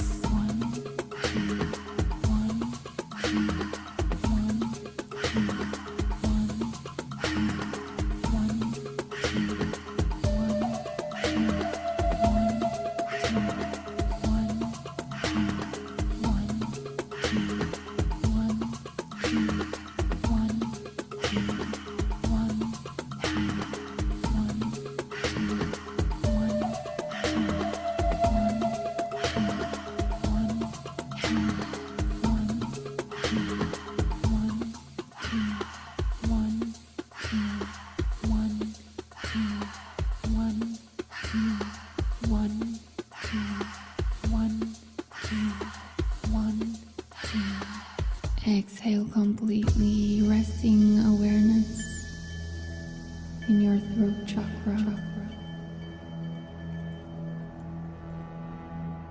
Allowing a light blue energy to concentrate in the center of your throat.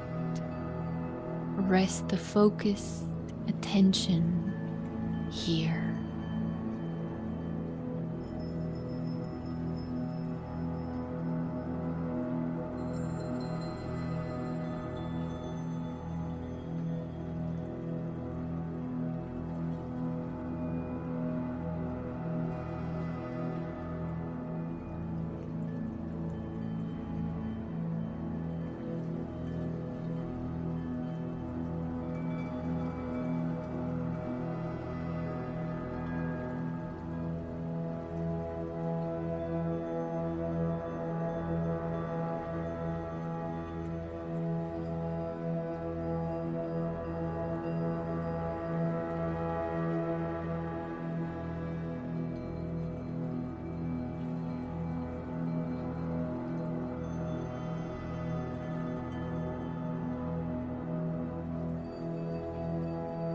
Inhale deeply, moving awareness to your crown chakra.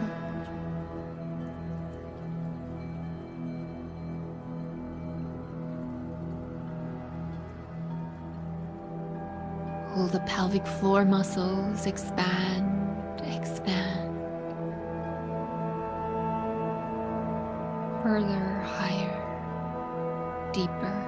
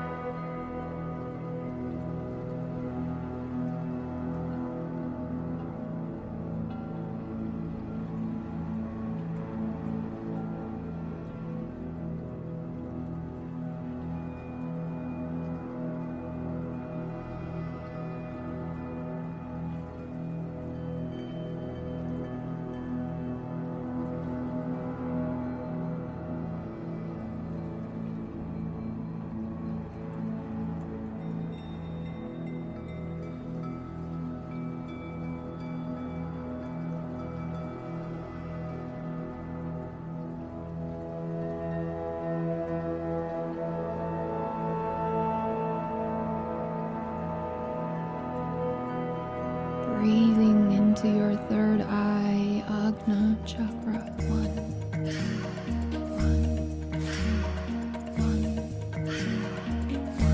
Even if you can hold for longer, I invite you to breathe into the next, allowing the flow of energy.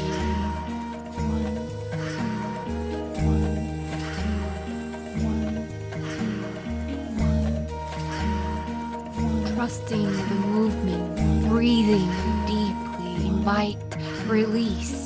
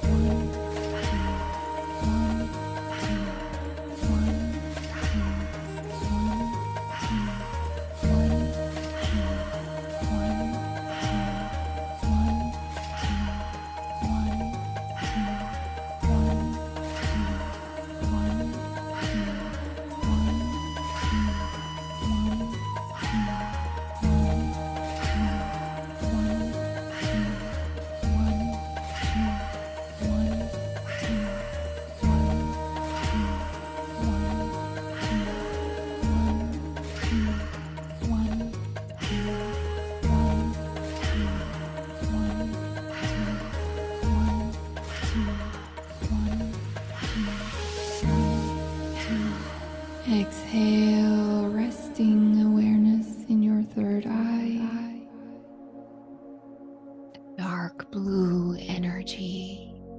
concentrates in between your eyebrows. Rest, surrender, focus there.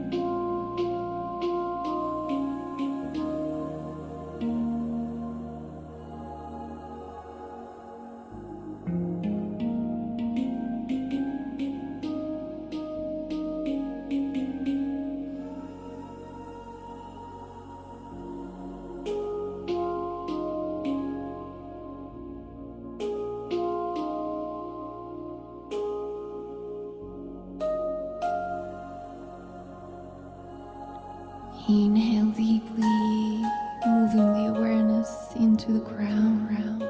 Hold. Pulling the mula bandha, directing the energy into expansion and surrender. Allow.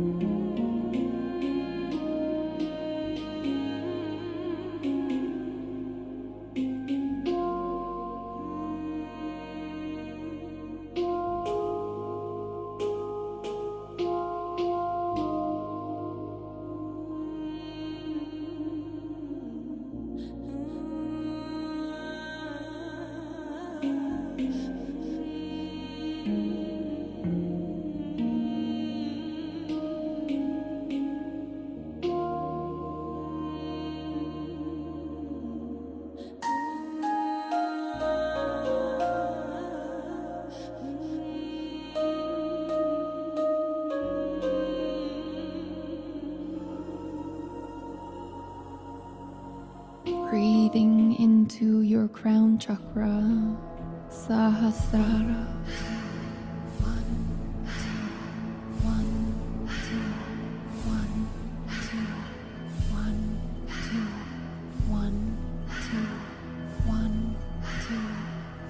Powerfully breathing into your connection to the cosmos. Giving and receiving energy from here. Full, deep breaths. Build the energy, purify the center, trust in the breath. The breath is trust.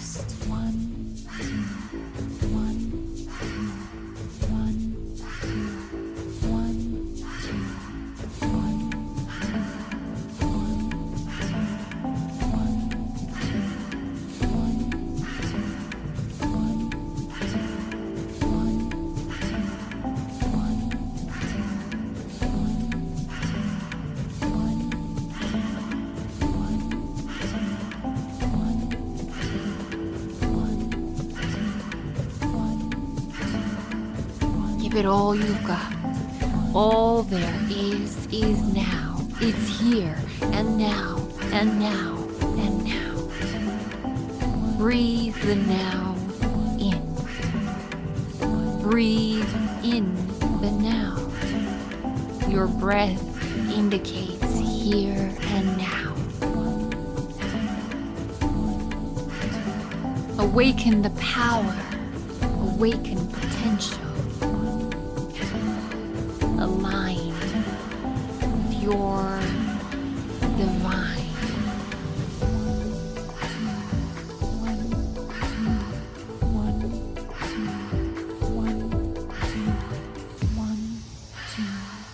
Fully exhale and hold, resting awareness in the crown. A brilliant white light concentrates and rests in the crown. Surrender, focus, and awareness, attention there.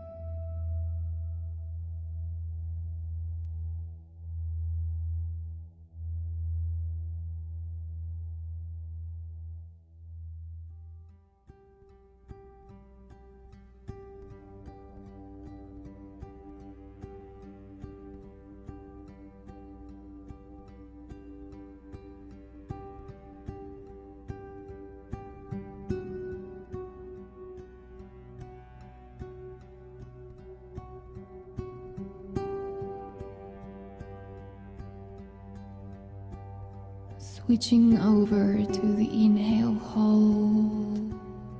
Awareness is still in the crown, and hold the breath as long as you can here.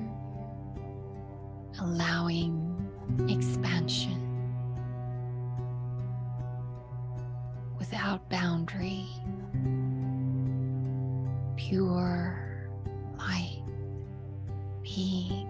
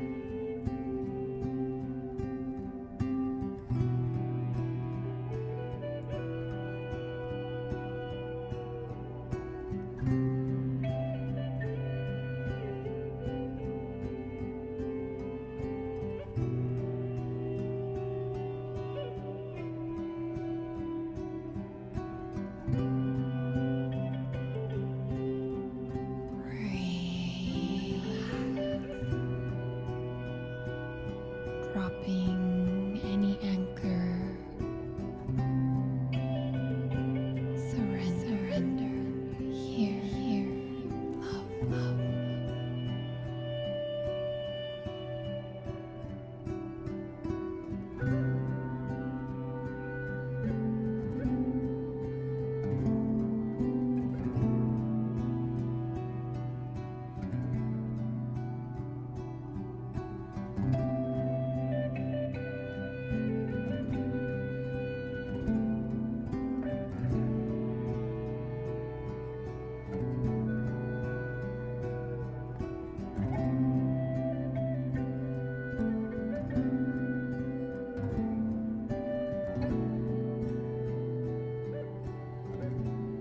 You are home. You are already looking from that which you are looking for.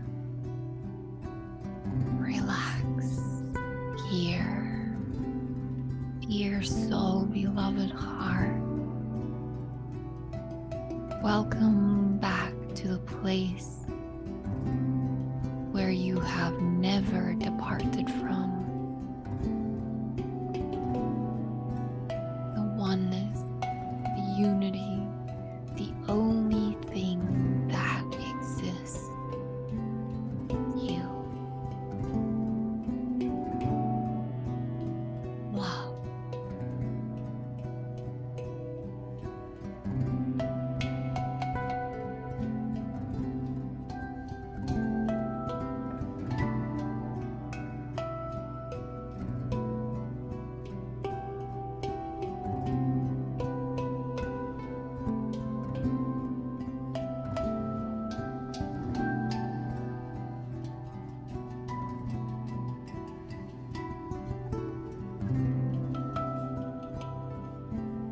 Allowing the recalibration,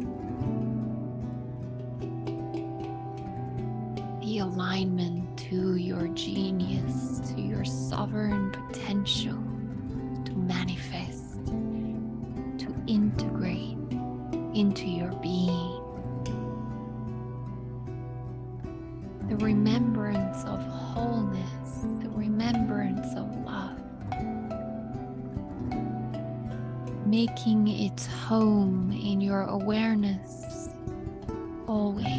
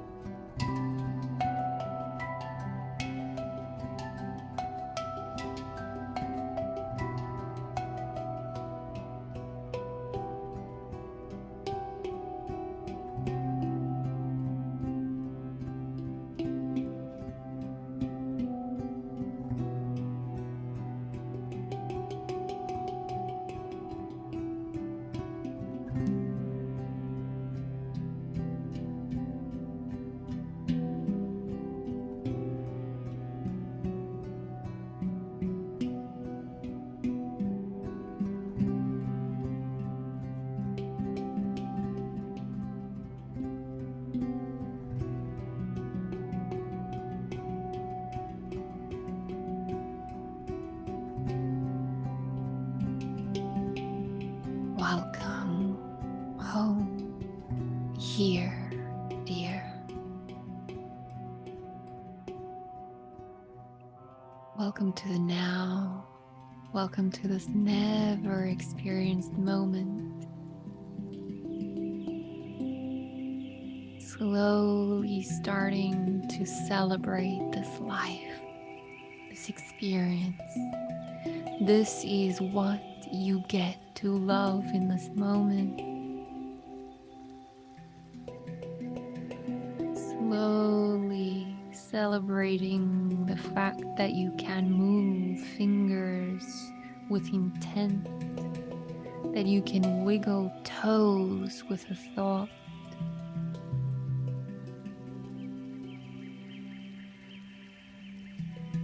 Allow the movement to become the celebration of life. We're here to enjoy all the hues of life, all the hues of light, experiencing ourselves, different aspects, different assets, while remembering that there's nothing to seek, there's nothing to find. May you be happy. May you be blessed. May you enjoy every breath, every moment.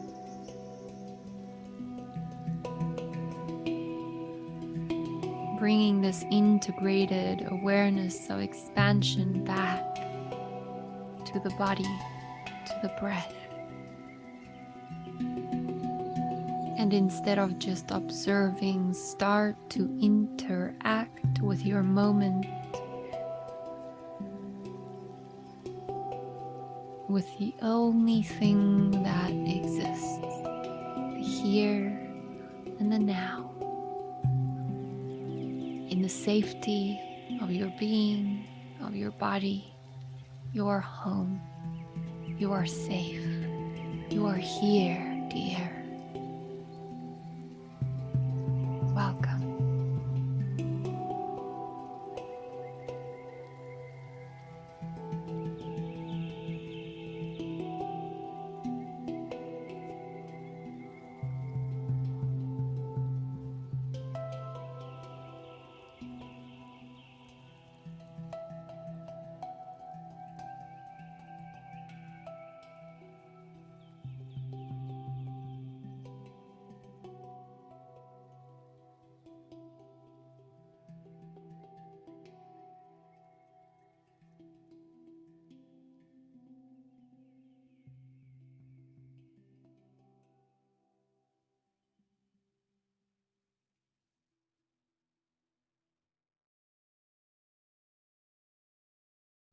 So stay here as long as needed. There is an invitation to notice that it is not the one or the other. You don't have to give up this serenity, this peace, this calmness to start interacting. You can actually start interacting with the moment from a place of calm, peace, serenity.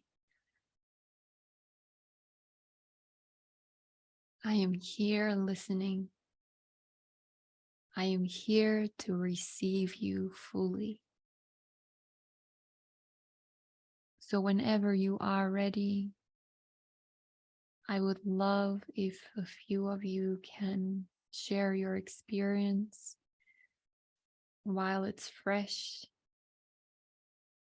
and sharing yourself with the rest of us.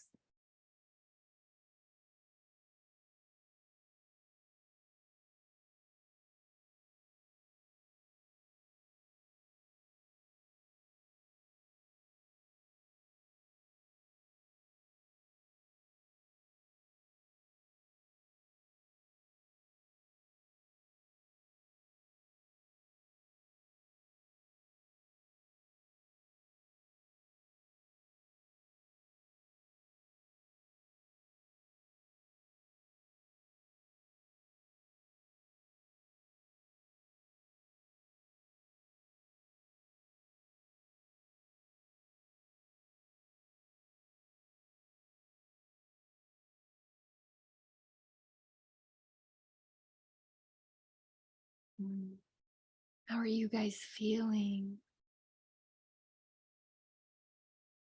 How are you guys experiencing? Wow, Mark's video is even on this. He's big.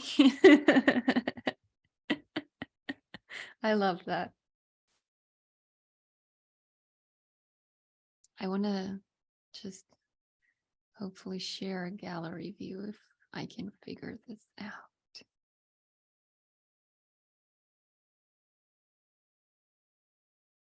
Is there anyone that dares to unmute themselves?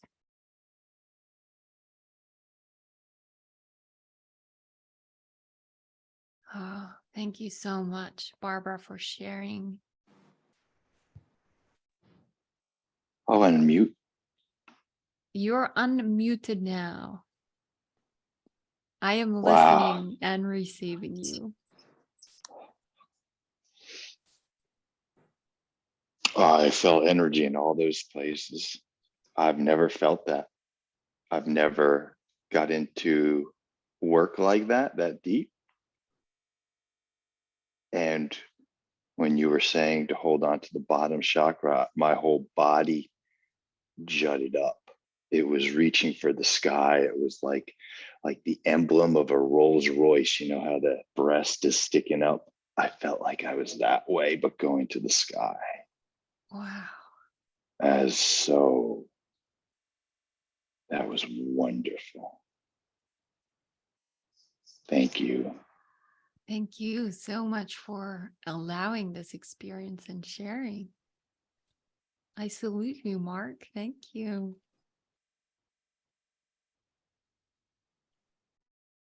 Matthew, do you want to share?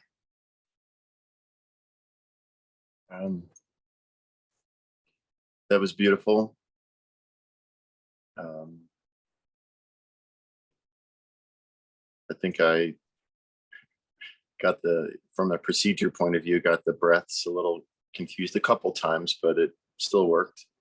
I felt energy entering, like the double vortex, the torus, from the pelvic floor, at the root, all the way to the crown. And it was a mystical experience. I had some visions. Wow. At the end, a couple of years ago, there was kind of had this image, this vision, and a persona, whether it's imagined or real, visited me again. And kind of, I really think it's a part of me. I mean, for sure. Clearly, You're with also unity, imagined, so don't worry about it. yes, with unity and singularity, it's me. Yeah. And it interacted with me and comforted me and kind of hugged me, embraced me, and kind of dove in and out of my heart. Wow. Her name is Edith. That's beautiful.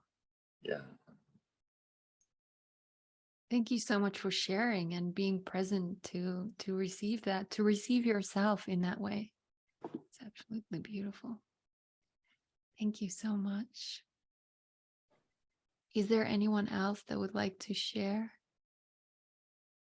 You are more than welcome. Yeah, I would like to share something. Yeah, I had a cold last week, so I had a lot of slime that didn't come up, that came, I was really happy that something was, yeah, cleansing, or there was really, yeah, I felt very blessed that it was coming out. And I also had the feeling like my third eye was much higher, or a bit higher than I thought it was. So it wasn't like a new experience, that it was. Maybe I never saw it that blue as well. And yeah, also afterwards with the integration, there was like, my heart was like a very big space, and it was like telling about, maybe to someone or myself, that there's so much choice of freedom, or you can choose anything you want. So that was really beautiful. Thank you. Wow, thank you so much for being open to that experience. Mm. It's always so beautiful if we start recognizing and feeling energy that is already within our body. But yeah, for me too. And also understanding that when you're starting to feel energy buzzing, you're starting to literally break constructs down. So the energy buzzing is not per se the enlightened experience or the oneness, but it's dissolving the illusions that you had from believing in the separation. So the energy that you feel specifically, if we're feeling energy in our third eye, is we're feeling the dissolving of any beliefs and constructs holding us back, which is also pretty fucking awesome. So thank you so much for explaining and sharing that. Is there anything else or anyone else that would like to share something they've experienced, or if you have any questions, that's also very, very welcome. Okay, you beautiful, beautiful beings. I'm so sorry I ran late. I don't know why this happens. When I practice like having my things that I want to talk about, the presentation part took me like 30 minutes. I'm like, oh, that gives me more than enough time for everything. But it turned out differently. But here we still are having a beautiful, beautiful time. So I thank you guys so much for being here, for showing up for yourself, for being willing to recognize the oneness, for recognizing yourself in others, for recognizing you in the universe in you, and for standing up for your freedom, which your freedom is not really a birthright because you are never born and you never die, but in this body, while we're experiencing the, so to say, being pushed in a box in the finite spaces of being human, we just get to experience ourselves, which is such a big deal. So really enjoy yourself, enjoy the experiences, and I thank you so much. I've given you just a sneak peek window into what it's like working with me. So if you want, please get in contact. If you feel like you're bouncing against a boundary around yourself and you're ready to let that go and step into ultimate freedom, this is how I work. I also include yoga sequences, kriyas, and not in the sense of Kundalini yoga, but also in the sense of real kriya yoga, the straight and direct path to enlightenment. And how to integrate all of that within your being and within your perception. So make use of that or don't. This is no strings attached. I just love offering this to people and love offering people such a direct experience of their true power and of their unity with us, because you are me and I am you, and that's why I salute you. I love you, and namaste, dear souls, dear hearts. Until next time, I will try to do this. I will really try to do this as often as I can, because it takes quite some time to just get my thoughts into one basket, because normally it's quite all over the place. But I gladly and willingly do that for each and every single one of you guys. Matthew, I see you, I hear you. We can definitely chat about that. And go have fun, please. Celebrate yourself, celebrate your life, celebrate the life, the breath, and use the breath as the technology it is to illuminate everything within your life and just expand consciousness beyond its own limitations that it placed itself in, to just notice what it feels like to do that. So thank you guys once again so much. Let me just quickly see here. Robert, I was feeling cold and sleepy and very good. Both of us, we felt that we have been traveling far away into the stars. My hands have been cold, and also your feet. Yes. Oh, thank you so much, Robert. And I really appreciate just writing down this experience. So when we go into intermittent hypoxia, the temperature does change. And we did travel within the stars, but not the stars that's out of the atmosphere of Earth, but within. Something that really struck so deeply, that I want to share with you guys quickly is the acknowledgement and realization that nothing can make you happy until nothing can make you happy. So I leave you with those words. Until next time, you are on my email list. You have 100% responsibility to exit that if you don't want the emails. Otherwise, I'll just update you and send you guys if I do run more of these events. I also have a membership, which is $11 a month. You have enormous amount of all the elements in that. If you want to subscribe to that, it's a self-paced thing. So if you need fire insight or if you need spatial insight, that's available to you too, just so that you know. But I love you and I acknowledge you and salute you. Thank you so much, dear souls. See you soon. Goodbye.